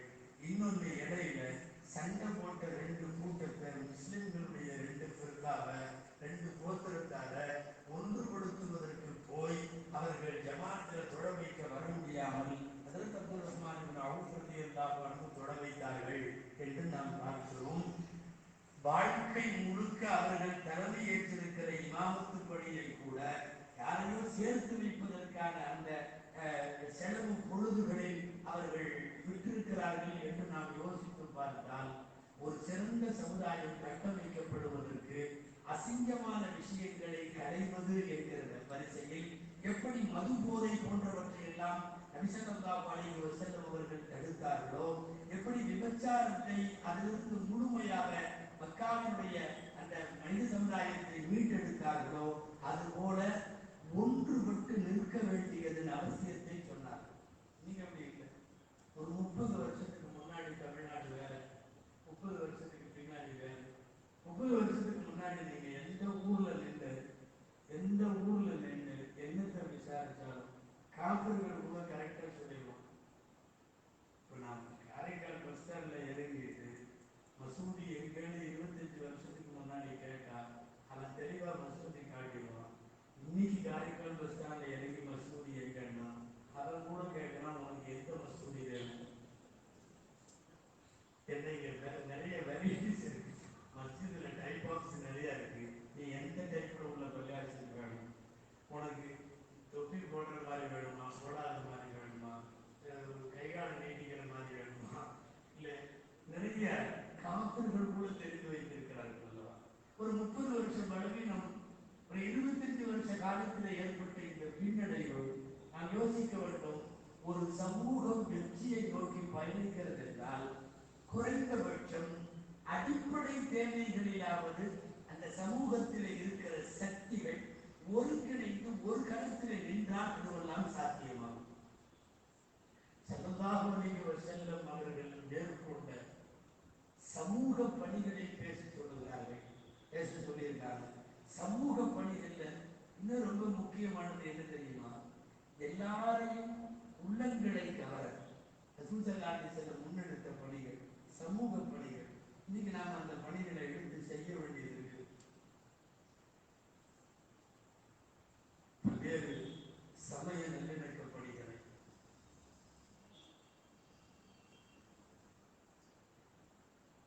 சகோதர சமயத்தவர்களுக்கான பணிகள்ல நிறைய இடங்களில் தயார் இப்படி ஒண்ணு உண்டு. சைட்ல பொம்பளைகள் மேல இருக்காங்கன்னு சொல்லிடுவாங்க. நாம அப்படியே தலை கொண்டுட்டு நேரம் சீரியலுக்குள்ளே பிக் பாஸுக்குள்ளேயே போயிடுவோம். பிக் பாஸ்ல இருந்து நான் வெளியே வரும்போது நேரம் முடிஞ்சு போயிடும். நபிகள் ஸல்லல்லாஹு அலைஹி வஸல்லம் அவர்கள் அவங்க காதல சொன்னதே வேஸ்டா போச்சுக்கிறீங்க. அருநாயகம் ஸல்லல்லாஹு அலைஹி வஸல்லம் முன்னெடுத்த முக்கியமான விஷயம் என்னன்னா சோசியல் சர்வீஸ். ஒரு சமூகத்தை கையில எடுக்கிறதுக்கு இன்னைக்கு அதுக்கு ரொம்ப முக்கியம். ரசூலுல்லாஹ் யமன்ல இருந்து ஒரு வியாபாரி வந்தாரு, மக்காவுக்கு வந்தாரு. அவருக்கு சுபைக்கு பேரு. சுபைக்கு வியாபார விஷயமா மக்கா வந்தாரு. மக்கால எல்லாத்தையும் சந்திச்சிட்டாரு. வியாபாரம் முடிஞ்சு ஒரு கடையில சரக்கு கொடுத்தாரு. காசு கேட்கணும். காசு கொடுனாரு. அவர் தரமாட்டேன். மக்கால இருந்து கொடுங்க. ஏதோ முழு ரவுடி கூட தெரியுது. சரக்குலாம் வைத்தான், பணம் தர மாட்டேங்கிறான். அப்ப அவர் 2 சண்டை போட்டு பார்த்தாரு, என்னென்னமோ பார்த்தாரு, வாக்குவாதம் முட்டிக்கிச்சு. ஒரு நாள் ஆனதும் பாரு, ஒத்த பைசா தர முடியாது போட்டான். யமன்ல இருந்து வந்தவர் சுபை கஞ்சாவும் அளிக்கிறார். கையறு நிலையில இருந்த சரக்குலாம் கொடுத்தாச்சு, காசு வரல. இந்த அநியாயம் மக்கள் அதிகமா நடக்கும். பக்கத்துல எல்லாம் கூப்பிட்டு பார்த்தாரு. சரி வாழணும்னாங்க. அப்புறம் அவன் வேற சொன்ன உடனே அவன் பெரிய ரவுடி நினைச்சாங்க. இன்னும் யாரும் வரல. அப்ப ஜப்ல அதிகம் பேசின அந்த மழை இருந்தது. நாம இன்னைக்கு அஜுமுறை போறப்ப அந்த சபா டவர்னு சொல்றாங்கல்ல, அந்த சபாவுடைய இடம், அந்த இடத்துல தான் இருந்தது. சின்ன மழை வரும். அந்த மலை மேல ஏறி 2 சவுண்டு போட்டா மக்காவுக்கு கேட்கும். ரசூல் ஸல்லல்லாஹு அலைஹி வஸல்லம் முன்னாடி பேசியிருக்கிறாங்க. அப்போ அந்த ஆள் அங்க ஏறிட்டார். இந்த யமன்க இந்த மக்கால யாருமே நியாயத்தை தட்டி கேட்கிறவங்க இல்லையா? அநியாயத்துக்கு எல்லாரும் ஒத்து போவீங்களா? இங்க ஒருத்தர் பணத்துல சரக்கு வாங்கிட்டு காசு தர மாட்டாங்களா? யாரும் கேட்க மாட்டீங்களா? அப்படின்னு சத்தம். மலைக்கு கீழே ஸல்லல்லாஹு அலைஹி வஸல்லம் போய் கொண்டிருக்கிறார். நபித்துவம்லாம் வாங்கல, பட்டம்லாம் வாங்கல. ரசூலுல்லாஹ் இளைஞர், இங்க வாப்பா அப்படின்னு கீழே இறங்கி சொல்லி இறங்கினாங்க. இந்த மாதிரி தரமாட்டேங்க. ரசூலுல்லாஹ் கூட 3-4 பேர் அப்படி இருந்தாங்க. அப்ப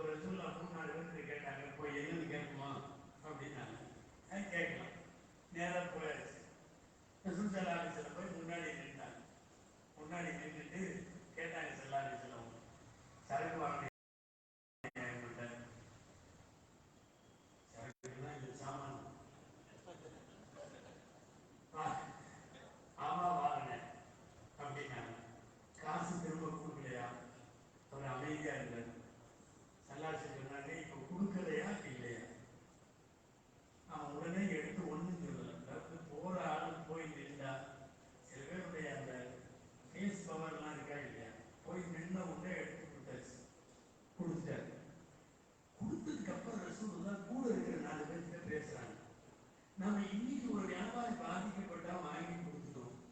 இனி அடுத்தடுத்து இந்த மாதிரி ஊர்ல அநியாயமா நடக்கக்கூடாதுங்கிறதுக்காக நாமெல்லாம் சேர்ந்து ஒரு இயக்கமா செயல்படலாமான்னு கேட்டாங்க.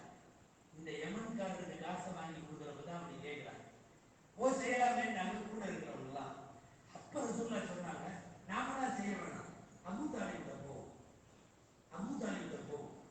அங்க போனோம்னா அவர் பெரியவர் என்ன சொல்றாரோ அதை கேட்டு நாம ஒரு இயக்கமா ஆயிரலாம்னு சொல்லி போய் உட்கார்ந்த போது அபூ தாலிப் தான் இந்த இளைஞர் சங்கத்தை துவக்கி வைத்து ஹில்ஃபுல் ஃபுதூல் என்று பெயர் வைக்கிறார். அந்த பெயரை செலக்ட் பண்றது அபூ தாலிப். இவர்களை இயக்கமாக அமைத்து இனிமேல் இதை நீங்க செயல்படணும்னு சொன்னது அபூ தாலிப் அவர்கள்.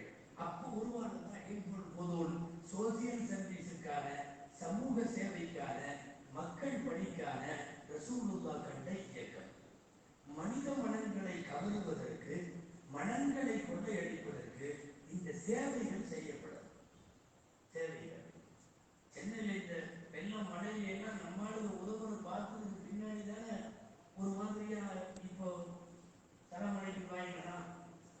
நம்மளை பத்தி புரியறதே அப்படித்தானே.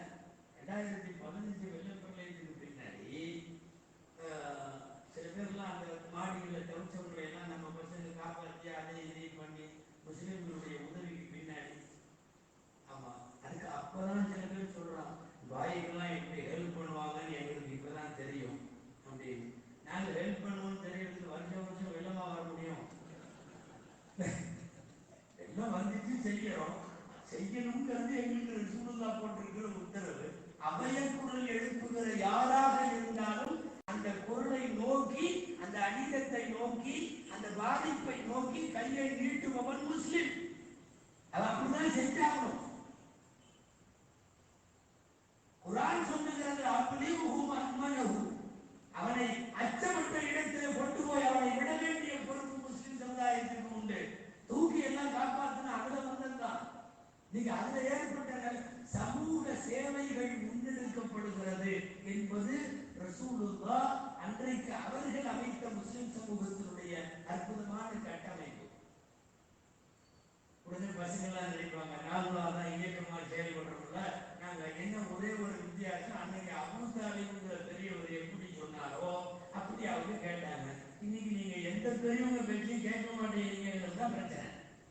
பல ஊர்ல உள்ள பிரச்சனையே என்னன்னா, நாங்கெல்லாம் இருக்கிறவங்கள சின்ன வயசு நாங்க பார்க்குவோம், நீங்க பெரியவங்க தேவையில்லைங்கிறான். உங்களிடம் வீரம் உண்டு, விவேகம் அவர்களிடம் உண்டு. உங்களிடம் படிப்பறிவு இருக்கலாம், அவர்களிடம் தான் பட்டறிவு இருக்கும். உங்களிடத்தில் அறிவு இப்போது புதுசா வந்திருக்கலாம், அவங்கள்ட்ட அனுபவ அறிவு இருக்கும். பெரியவங்களை வச்சுக்கிட்டு தான் கீழே அப்படி பசங்க பயணப்படணும். ரசூலுல்லாஹ் ஸல்லல்லாஹு அலைஹி வஸல்லம் கிட்டத்தட்ட எல்லா நேரத்திலையும் இதை கடைபிடிச்சாங்க. எல்லா நேரத்திலையும் மக்காவுடைய வாழ்க்கையில அபூ தாலிப் வழிநடத்தி ஏராளமான செய்திகள். நீங்க பெரியவங்க பேச்சையே கேட்கறது இல்லை, மகன் பிரச்சனை. நபிகள் நாயகம் ஸல்லல்லாஹு அலைஹி வஸல்லம் அவர்கள் முன்னெடுத்த இளைஞர் சங்கம் அந்த வேலைகளை செஞ்சது. இன்னைக்கு நிறைய பேர் ஒரு பையன் ஒரு கர்ப்பிணி பண்ண காப்பாற்றினான்ட்டு வெள்ள நேரத்தில் அந்த பொண்ணு கர்ப்பிணி குழந்தையை பெற்றுட்டு அந்த குழந்தைக்கு யூனுஸ் பேர் வச்சிருக்கு. என்னன்னா கூட்டிட்டு வந்து காப்பாற்றி விட்ட பையன் பேர் யூனுஸ். ஆஸ்பத்திரிகளை நடத்துக்கலாம் கூட சொல்லியிருக்கிறாங்க, ஏமா அந்த முஸ்லிம் சமுதாயத்தில் இந்து கூடாது, முஸ்லிம் சமுதாயத்திலேயே வந்து யூனுஸ்ங்கிற பேர் ஆம்பளை பையனுக்கு தான் வைக்கிறாங்க. இப்போ உனக்கு கருத்துங்கிறது பெண் குழந்தை, நீ என்ன இதுக்கு போய் யூனுஸ்ன்னு வைக்கிறீங்கன்னா அதெல்லாம் எனக்கு தெரியாது, என்னை காப்பாற்றுறது தெய்வம், அந்த தெய்வத்துக்கு யூனிவர்சிட்டி பேரு. நம்மளுடைய வார்த்தையை சொல்றேன். ஒரு சமுதாய சேவைகளும் சமூக சேவைகளும் சோசியல் ஆக்டிவிட்டிஸ்களும் முன்னெடுக்கப்படுகிற போது நல்ல அனுமானங்களை மனிதர்கள் மத்தியிலே ஏற்படுத்துகிறது. பள்ளிவாசல்கள் இடிக்கப்படுகிற போது இன்னைக்கு முகநூல் பக்கங்கள்ல நிறைய நண்பர்கள் எழுதுறாங்க, எல்லா பள்ளிவாசலையும் இடிச்சிடாதீங்க, காரணம் வெள்ளத்துல எங்களுக்கு அவங்கதான் இடம் கொடுத்தாங்க, எழுதுகிறானா இல்லையா? அப்ப நாம் முன்னெடுத்துக் கொள்ளுகிற சமூக சேவைகள் தான் ஒரு மிக பெரிய அங்கீகாரத்திற்கு கொண்டு போகிறது. அதனால செய்யுங்க, பெரியவர்களின் வழிகாட்டுதல்களோடு செய்யுங்க. ரசூலுல்லாஹ்வுடைய ஹில்ஃபுல் ஃபுதூல் உறுப்பினர்கள் எல்லாம் இளைஞர்கள், ஆலோசகர்கள் பெரியவர்கள்.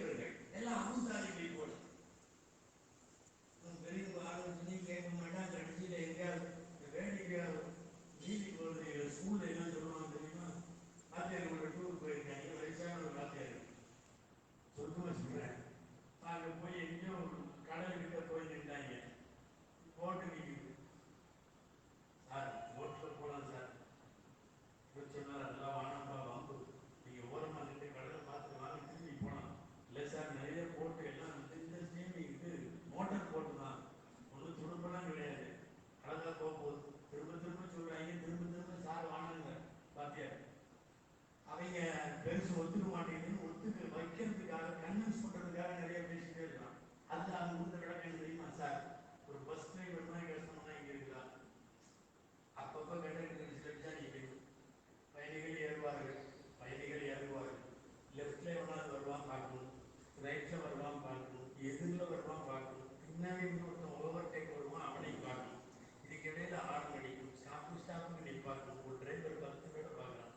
ஆனால் சார் நாம வந்துருக்கிற இடம் கடல், ரைட்லேயும் யாரும் வரமாட்டான், லெஃப்ட்லேயும் யாரும் வரமாட்டான், முன்னாடியும் எவனும் வரமாட்டான், பின்னாடி எவனும் ஓவர்டேக் போக மாட்டான், கண்டக்டர் விசிலே அடிக்க மாட்டான், பயணிகள் ஏற மாட்டார்கள், இறங்க மாட்டார்கள், இறங்கினால் திரும்ப ஏற மாட்டார்கள் இல்லையா? ஒன்றும் வழியே கிடையாது. அதனால சும்மா நம்ம பாட்டு போக வேண்டியதானே சார்? நிறைய விளக்கு. ஆனாலும் அவரோட அனுபவம் சொல்றது இது சரியில்லை. அவர் சொன்னாரு, கலர் நான் வீட்டுக்கு போறேன், நீ போயிட்டு வாங்க. நேரம் போய் எதையோ பிடிச்சி வச்சாங்க, ஸ்டார்ட் ஆயிடுச்சு, காரணம்னு வண்டி போயிடுச்சு. ஒன்றும் இல்லை, அங்க போய் நடுவுல நின்றுச்சு.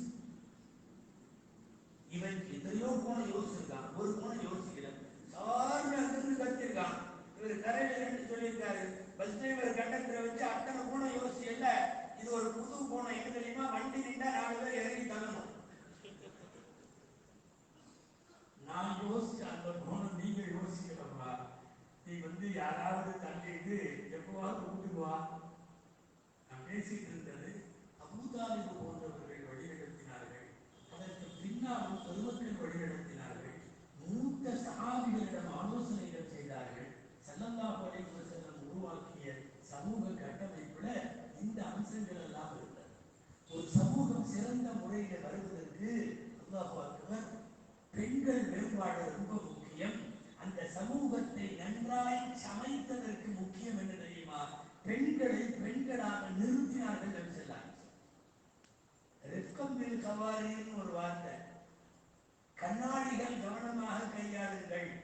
இது பெண்களுக்கு இந்த வார்த்தையை உலகத்திலேயே பேசின முதல் தலைவர் சொன்னார். ரிஃப்கம்பில் கவாரி. ஒருத்தர் வண்டியை வேகமா எடுத்தார், பின்னாடி பொம்பளையை உட்கார வச்சுக்கிட்டு ஒட்டகத்தை வேகமா டப்புன்னு எடுத்த உடனே வைகத்தைய அஞ்சஷா ரிஃப்கம்பில் கவாரி, எவ்வளோ அஞ்சஷா வண்டியை மெதுவா ஓட்டு, பின்னாடி கண்ணாடிகள் உட்கார்ந்து இருக்கிறது.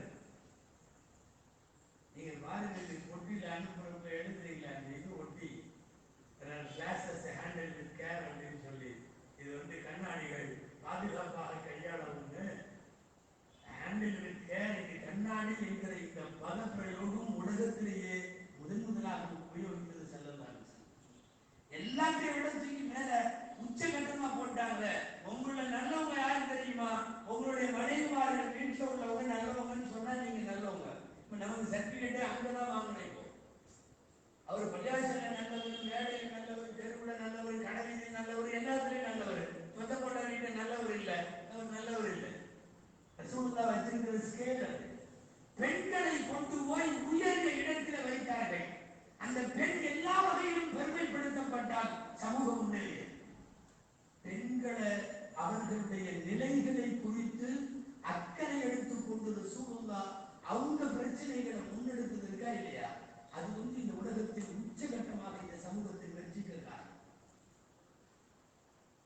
அவன் செலவுக்கு பணம் தரலன்னா ஜோப்ல இருந்து நீங்க எடுத்துக்கிட்டாங்கல்ல, இந்த பொம்பளைகள்ல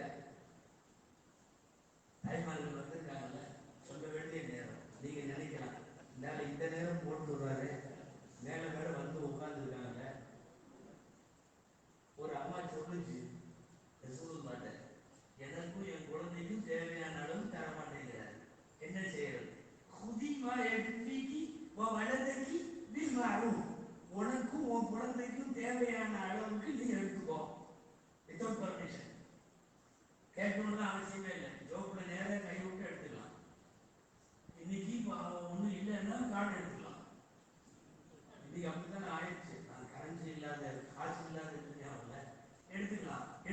இருக்குது. தாய்மார்கள் வந்திருக்கிறதுனால சொல்றேன். இந்த ஹதீஸ்ல ஒரு வார்த்தை எக்ஸ்ட்ரா இருக்கு, என்ன தெரியுமா? பில் மஅரூஃப், நல்ல முறையில எடுத்துக்கணும்னு அர்த்தம்.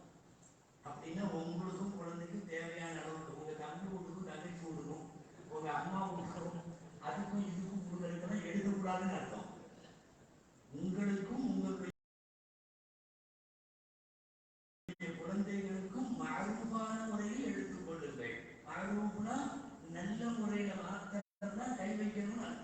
நபிகள் நாயகம் ஸல்லல்லாஹு அலைஹி வஸல்லம் எடுத்த அவர்கள் கையில எடுத்த சமூகங்கள் சரியாகுவதற்கு பெண்களை காரணமாக வைத்தார்கள். இன்னைக்கு பெண்கள் நிறைய வந்திருப்பாங்க நினைக்கிறேன். காலை இங்க பள்ளி நிரம்பி இருக்கிறது, மேலையும் நிறைய பொம்பளைங்க வந்திருப்பீங்க. அல்லாவுக்காக கேட்டுக்கிற இந்த பிக் பாஸ் மாதிரி உள்ள இந்த சைத்தானுக்குள்ள போகாதீங்க. மோசமான சைத்தானுகள் முக்கியமான சைத்தான் எது? பிக் பாஸ்கள். நாங்கள் இதுக்கு முன்னாடி சீரியலை பற்றி மட்டும்தான் பேசிட்டு இருந்தோம். வாழம்மா ரொம்ப காலமா அதையே பார்க்குறீங்க, உங்க மௌத்தா போன பாட்டியும் அதுதான் பார்த்துச்சு, நீயும் அதையே பார்க்குற. இப்போ அதையெல்லாம் தூக்கி கொடுக்குற மாதிரி உள்ள தொடர்கள் இல்லை பிக் பாஸ் மாதிரி உள்ள தொடர்கள்.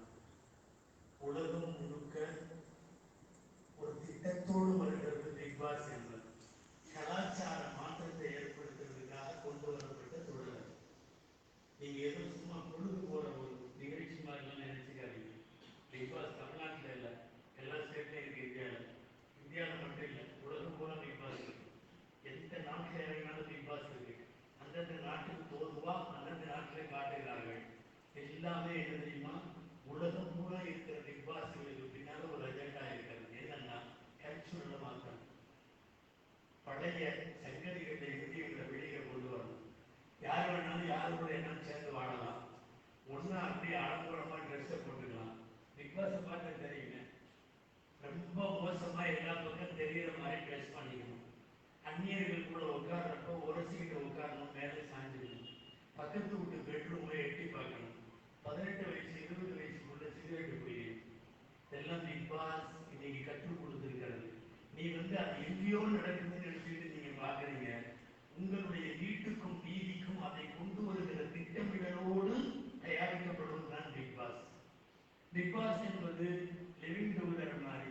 இந்த கெட் டுகெதர் கலாச்சாரங்களாக, அதாவது கல்யாணம் எல்லாம் பண்ணாம அப்படி சும்மா சேர்ந்து வாழ்றது, சும்மா அப்படி சேர்ந்து விட்ட மாதிரி நாங்கள் நீங்க சேர்ந்துக்கலாம், நீங்க அப்படி சேர்ந்து வாழ்றது இருக்குல்ல. இந்த மாதிரி லிவிங் டுகெதர் கலாச்சாரத்தை உலகம் பூரா கொண்டு வருவதற்காக நடத்தப்படுவது அந்த தொடர்கள். அதை நடத்துறவங்களும் அப்படிதான் வாழ்ந்துட்டு இருக்காங்க. நான் விரிவாக அதை சொல்ல வேண்டியதில்லை உங்களுக்கு. எவனெல்லாம் இந்த பிக் பாஸுக்கு பின்னாடி இயக்கிறானோ அதை பண்ணிட்டு இருக்கிறானோ அவனுக்கு ஆல்மோஸ்ட் பெரும்பாலான பேரு இந்த லிவிங் டுகெதர் சம்பந்தப்பட்டவங்க. சர்வதேச அளவில் மக்களினுடைய பழக்கத்தை வேற கட்டத்துக்கு கொண்டு போவதற்கு தீமைகளை விஷங்களை மாத்திரம் வைத்து தயாரிக்கிற ஒரு தயாரிப்பு தான் பிக் பாஸ் அப்படிங்கிறது. இங்க நம்ம உட்கார்ந்து உச்சி போட்டுட்டு பார்க்கலாம். 20 வயசுக்குள்ள பிக் பாஸ்ல சிகரெட் குடிச்சிட்டு முட்டப்பாவோட போட்டு தம்படிக்கிறால உங்க புள்ள வயசு வந்த புள்ள அப்படி நடந்தா நீங்க சம்மதிக்கிறீங்களா? ஏற்றுக்கிறீங்களா? நீங்க உட்கார்ந்து குடும்பமே அதை பார்த்துட்டு உட்காந்துருக்கீங்க. ஆமா அவங்க உள்ள வந்துட்டாங்க, இவங்க வெளியே போயிட்டாங்க, உட்காந்து தைலி தான் யாரும் அந்த பிக் பாஸ்ல வருவாங்க போவாங்க போடுறது. நிறைய வந்துட்டு போவாங்க போட தெரியுது. சும்மா சக்கரம் படமா இருந்தா அப்படித்தானே வந்துட்டு அவ போயிட்டா தெரியுமா? இவ போய் உன் புருஷன் வெளியே போயிட்டா, யாரும் வெளியே போயிட்டான்னு தினந்தோறும் உட்கார்ந்து. தயவு செய்து தாய்மார்கள், நீங்கள் ஒரு பழைய நிலைக்கு கொஞ்சம் திரும்புங்கள். அதாவது மகிழ்விலிருந்து இஷா வரைக்கும் உங்களை எந்த தொடரும் டிஸ்டர்ப் பண்ணக்கூடாது, எந்த பிக் பாஸும் டிஸ்டர்ப் பண்ணக்கூடாது. குர்ஆனை கையில் எடுத்த அல்லாஹ் ரசூலை பெயரக்கூடிய குழந்தைகளுக்கு ஓதி கொடுத்த அந்த தாய்மார்களின் பாரம்பரியம் மீட்டெடுக்கப்பட வேண்டும். ஸல்லல்லாஹு அலைஹி வஸல்லம் படைத்த சமூகம் சார்ந்த சிந்தனைகள்ல முக்கியமானது பெண்குலம் கையில் எடுக்கப்பட வேண்டும். அந்த சமூகம் முன்னேறும். ரசூலுல்லாஹ் அடிமைத்தனத்தில் இருந்து பெண்களை வெளியே கொண்டு வந்தார்கள். மூட நம்பிக்கைகளில் இருந்து வெளியே கொண்டு வந்தார்கள். அந்த சமுதாயம் உட்பட்டது. ஒரு சமூகத்தை கட்டி எழுப்பதுல ரசூலுல்லாஹ் மாதிரி எல்லாம் ஒரு கம்யூனிட்டி லீடர் இல்லவே இல்லை. ஒரு சமூக தலைவர் வேற யாருமே கிடையாது. என்ன அழகாக அதை வடிவமைக்கிறார்கள் நபி ஸல்லல்லாஹு அலைஹி வஸல்லம். இப்படிதான் இந்த கொள்கை. அதாவது ஒரு 10 ஆண்டு கால மதீனாவில் அவர்கள் திருப்புகிற கனவு இஸ்லாம் நனவாகிவிட்டது. கனவு மதீனா நனவாகிவிட்டது. ஒரு விக்கிரகம் கூட இல்லாமல் எனக்கு ஒரு நகரம் வேண்டும், திரும்பிய திசையெல்லாம் வாங்க சொல்லும் குரல் வேண்டும். மதீனாவிலே அந்த கனவு நனவான அவர்களாக வடிவமைத்த சமூகம். கொண்டிருக்க முடியாது. சும்மா அழகாக தேர்வு செய்தார்களே ஒரு 2ஆம் கட்ட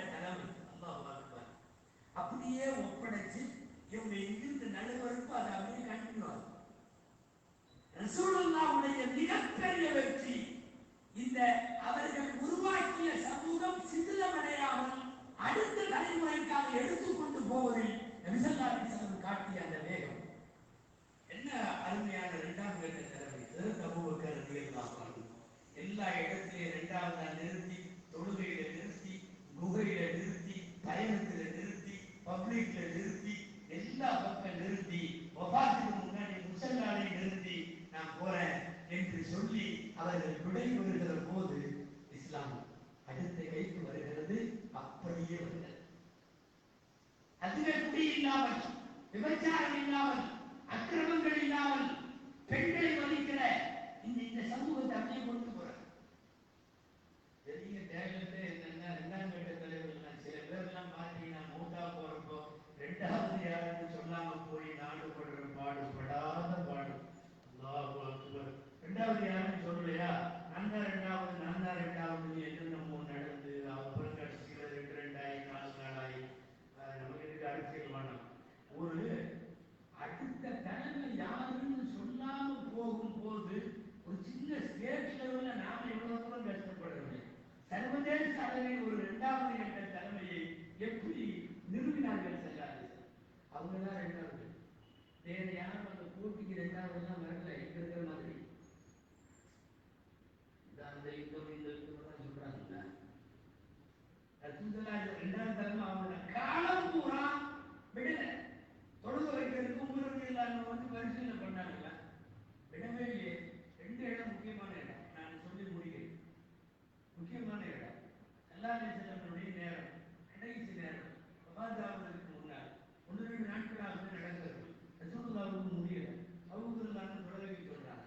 பக்கத்தில் இருக்கிற ஆயிஷா அம்மா சொல்றாங்க, இல்ல எங்க வாப்பா கொஞ்சம் இழங்கின மனசு, அவங்க நீங்க நிக்கிற இடத்துல போய் அவங்க நின்றாவே அழுதுவாங்க, அவங்க ஓடவே முடியாது, அதனால அவங்க வேணாம், வேற யாரையாவது போடுங்க. மெதுவா சொன்னாங்க ரசூலுல்லாஹ். இல்ல அவரே சொல்ல வைக்கணும், அபூபக்கர் சொல்ல வைக்கணும். 2-3 தடவை சொன்ன உடனே மெதுவா ஆயிஷா பின்னாடி முருகானுடைய மகள் இருப்பாங்க, ஹப்ஸா ரலியல்லாஹு அன்ஹா. நான் சொல்றது சரி இல்லை, ரசூலுல்லாஹ்வுடைய இந்த பாடத்துல வருது சகராத்துடைய இதுல போய் ஹப்ஸா அம்மாவை பார்த்து, நீ போய் சொல்ல, நான் சொல்லி பார்த்துட்டேன், அபூபக்கர் தான் தொலை வைக்கிறாங்க, நீங்க போய் வேணா இப்படி சொல்லுங்க, என்னங்க அபூபக்கர் தொலை வைக்க வேணாம், அதுக்கு பதிலாக எங்க வாப்பாவை உமருக்கு நான் தொலை வைக்க சொல்றேன், போய் சொல்லுங்க. அனுப்பிச்சுட்டது இவங்க தான். ரசூலுல்லாஹ்வுக்கு என்ன தெரியாதா, இங்கெல்லாம் யார் என்ன பண்றாங்க வந்தாங்க. அந்த படுத்திருக்கிற உடல்நலம் சரியில்லாத நேரத்திலும் ஸல்லல்லாஹு அலைஹி வஸல்லம் சொன்னாங்க, ஹப்ஸா அம்மா இவங்க முடியாதான், கொஞ்சம் ரொம்ப அவங்க பலவீனமானவங்களாகவும் இருக்கிறதாகவும் உமரது எல்லாம் தொழுக வைக்கட்டும் அப்படின்னா கோபம் வந்துருச்சு. யூசுப், நீங்கெல்லாம் அந்த யூசுப் கதையில சம்பந்தப்பட்ட பொம்பளை பூரா தான் ஒரு சட்டம் போட்டுட்டு ரொம்ப கோபம் வந்துருச்சு படுக்கையில. அல்லாஹு வ ரசூலுஹு இல்லா அன் யகுன அபூபக்கர், அல்லாஹ்வும் ரசூலும் அபூபக்கர் தவிர வேறு யாரும் தொழ வைக்க கூடாது என்று முடிவு செய்து விட்டார்கள் அப்படின்னு ஒரு சவுண்ட் எல்லாம் ஓடியாச்சு. அபூபக்கர் முஸல்லாக்கு போயாச்சு. நீங்க நிக்கலாம், ஒரு ஆசைப்பட்டு கேட்கிற ஒரு தொழுகை உமரது இல்லாம விட்டுக்கலாமேன்னா தர்மம் இப்போ ஸ்டார்ட் ஆகக்கூடாது. நான் வேற அரசியல் வார்த்தைகள்லாம் சொல்லல. எந்த காலத்திலையும் அந்த இடத்துல இன்னொருத்தர் நிற்கிறதுங்கிறத ரொம்ப லாபகமா கையாளுறாங்க. உங்களுக்கு தெரிஞ்ச நிகழ்ச்சி ஒண்ணு, ரசூல் ஸல்லல்லாஹு அலைஹி வஸல்லம் சபையில எப்பவுமே அபூபக்கர் அங்கு போட்டி இருக்கும். நாம ஜெயிக்கணும். நற்காரியங்கள்ல ஆரோக்கியமான போட்டி. அப்போ உங்களுக்கு தெரியும், தபூக்கு எல்லாம் வந்தப்போ அபூபக்கர் அனுப்பிட்ட காலிகளை வச்சுட்டாங்க. உமர் எவ்வளவு வச்சாங்க, வீட்டுல பாதி வச்சாங்க. காலி பண்ணி வச்சே கம்மியா தான் இருக்கு. காலி பண்ணி வீட்டை கொண்டு வச்சு அவங்களுக்கு எல்லாம் கம்மியா இருக்கு. வீட்டுல பாதி தான் கொண்டு அண்ணன் பேசாரு. அன்னைக்கு சொன்னாங்க, அவங்களுக்கு நான் ஜெயிக்கிறதா இருந்தா நான் இன்னைக்கு ஜெயிக்கணும். ஏன்னா ஒண்ணுமே இல்லையே, காலி வெளியில் இவ்வளவுதான் இருக்கு, நான் பாதி கொண்டு இவ்வளவு இருக்குது, அநேகமா இன்னைக்கு ஜெயிச்சாலும் ஜெயிக்கலாம் அப்படின்னு சொல்லி முடிவு பண்ணி நின்றுட்டு இருக்காங்க. ஸல்லல்லாஹு அலைஹி வஸல்லம் வர்றாங்க, 2 குவியலையும் பார்க்கறாங்க. ரசூலுல்லாஹ் தூர நோக்குள்ள தலைவர், மனோதத்துவ பண்பாடும் நிபுணத்துவம் கொண்டவர்கள் பார்த்தவொன்னே முடிவு பண்ணிட்டாங்க. இப்ப என்ன தெரியுமா, ரசூலுல்லாஹ் எப்படிப்பட்ட தலைவர்ன்றதுக்காக உங்களுக்கு சொல்றேன். எவ்வளவு கொண்டு வந்தீங்க அப்படின்னு இந்த கேள்வி கேட்டிருந்தா இன்னைக்கு அபூபக்கர் 2வது இடம் அல்ல, ரசூலுல்லாஹ்வுக்கு அடுத்ததல்ல, உமர் ரலியல்லாஹு தான் முதலிடம், அபூபக்கர் அதுக்கு பிறகுதான். ஏன்னா கொண்டு வந்ததுல அபூபக்கருடைய வந்து உட்கார்ந்த உடனே ஒரு பார்வை பார்த்த உடனே அழகா கேள்வி திரும்பிச்சு. வீட்டுல என்ன விட்டுட்டு வந்தீங்கன்னு கேட்டாங்க. கேள்வி பார்த்து மா கல்லப்ட யா அபூபக்கர், மா கடத்த யா ஹலிக யா அபூபக்கர், உன் குடும்பத்துக்கு என்ன விட்டுட்டு வந்தீங்க? தெளிவா சொன்னாரு, அல்லாஹ்வை ரசூலை விட்டுட்டு வந்தேன். நீங்க என்ன? இதே மாதிரி பார்வை விட்டு உங்களுக்கு புரிகிறதா? 2ஆம் இடம் அபூபக்கர் ரலியல்லாஹு அன்ஹு. அந்த இடத்திற்கு 3வது 4வது அது ஒரு 2ஆம் கட்ட தலைமையை நேர்த்தியா கொண்டு வந்து இந்த சமூகத்தை ஒப்படைத்து விட்டு போகிற போது கணக்கம் இல்லாமல் தெளிவாக பயணிக்கிற ஒரு சமூகத்தை நபிசல்லாஹு சொல்ல முடிவெடுத்தாங்க இல்லையா? அபாரமான நிபுணத்துவம். நான் வாழ்க்கையில இன்னும் 4 இடம் நான் சும்மா ஒரு 2 இடம் நான் சாம்பிளுக்கு சொன்னேன். தொழுது வைக்கிற முசல்லாவில் அபூபக்கர் மட்டும்தான். எந்த ஒரு போட்டியிலும் அபூபக்கரை இவர் ஜெயித்து விட்டார் என்று வரலாற்றிலே வந்து விடாதவாறு ரொம்ப கவனமாக கையாண்டு கொண்டே வருகிறார்கள் நபி ஸல்லல்லாஹு அலைஹி வஸல்லம் அவர்கள். ஒரு சமூகத்தை மாற்றத்திற்கு உட்படுத்துவதற்கு தேவையான அசிங்கங்களை எல்லாம் அழித்துவிட்டு அதற்கு பிறகு அழகெல்லாம் அனுபவித்துவிட்டு ஆபரணத்தை கொடுத்து விட்டு போனார்கள். மீண்டும் இந்த சமுதாயம் பழைய அழுக்கிற்கே போனால், பழைய அசிங்கத்திற்கே போனால், மதுக்கடை வாசலுக்கு போனால், விபச்சாரம் மிக லகுவான காரியமான ஒன்றாக போனால், பெண்கள் மீண்டும் மோசமானால், இது ரசூலுல்லாஹ் எதையெல்லாம் மாற்றினார்களோ அந்த மாற்றத்தை நோக்கி நாம் மீண்டும் பழைய பாதைக்கு போனால் இந்த மௌட்டிகத்தை, இந்த அறியாமையை, இந்த டார்க் ஏஜை இனி ஜெயிக்க முடியாது. எல்லாம் பாதுகாக்க வேண்டும். குறிப்பாக முஸ்லிம் இளைஞர் சமுதாயம் தயவு செய்து அல்லாஹ்வின் மார்க்கத்தை மண்ணிலே அதன் பெருமையை காப்பாற்றி தாருங்கள். இந்த மார்க்கத்தினுடைய பரம்பரையை காப்பாற்றி தாருங்கள். இந்த சமூக மாற்றத்திற்கு ஸல்லல்லாஹு அலைஹி வஸல்லம் முன்னெடுத்த நல்ல காரியங்களை எல்லாம் தயவு செய்து இன்றைக்கு நிகழ்காலத்திலே வாழ்ந்து கொண்டிருக்கிற சமுதாயம் முன்னெடுக்கட்டும். அல்லாஹ் கிருபை செய்வானாக. எல்லாம் வல்ல அல்லாஹ் ஜல்ல ஷானஹு தஆலா நபிநாயகம் ஸல்லல்லாஹு அலைஹி வஸல்லம் அவர்களை பின்பற்றவும், நேசிக்கவும், அவர்களை கண்ணியப்படுத்தவும், அவர்களுடைய ரவுலாவை ஜியாரத்து செய்யவும், மறுமையிலே அவர்களின் ஷஃபாஅத்தை பெறவும் எல்லாம் வல்ல அல்லாஹ் தௌஃபீக் செய்வானாக. வாய்ப்புக்கு நன்றி. ஜஸாக்குமுல்லாஹ். வ ஆகிரு தஅவானா அல்ஹம்துலில்லாஹி ரப்பில் ஆலமீன். அஸ்ஸலாமு அலைக்கும் வ ரஹ்மத்துல்லாஹி வ பரகாத்துஹு. கண்ணியமிக்கவர்களே, ஹஸரத் அவர்கள் நீண்ட நெடிய நேரம் பேசக்கூடியவர்கள் என்பது நமக்கு நல்ல தெரியும். அதே சமயத்திலே காலத்தின் அருமை கருதி அவர்கள் உடனடியாக சென்னைக்கு செல்ல வேண்டிய ஒரு கட்டாயத்தில் இருப்பதால் அவர்கள் இந்த உரையை இதோடு இடைநிறுத்தி இருக்கிறார்கள் என்று கூட நாம் நினைத்துக் கொள்ளலாம். இன்ஷா அல்லாஹ் வாய்ப்பு கிடைக்கும் போது நாம் தொடர்ந்து ஹஸரத் அவர்களை நாம் பயன்படுத்திக் கொள்வோம். நமது ஜமாத் உலமா சம்பந்தமாக ஒரு சில கருத்துக்களை மாவட்ட துணை செயலாளர் அவர்கள் தெரிவிப்பார்.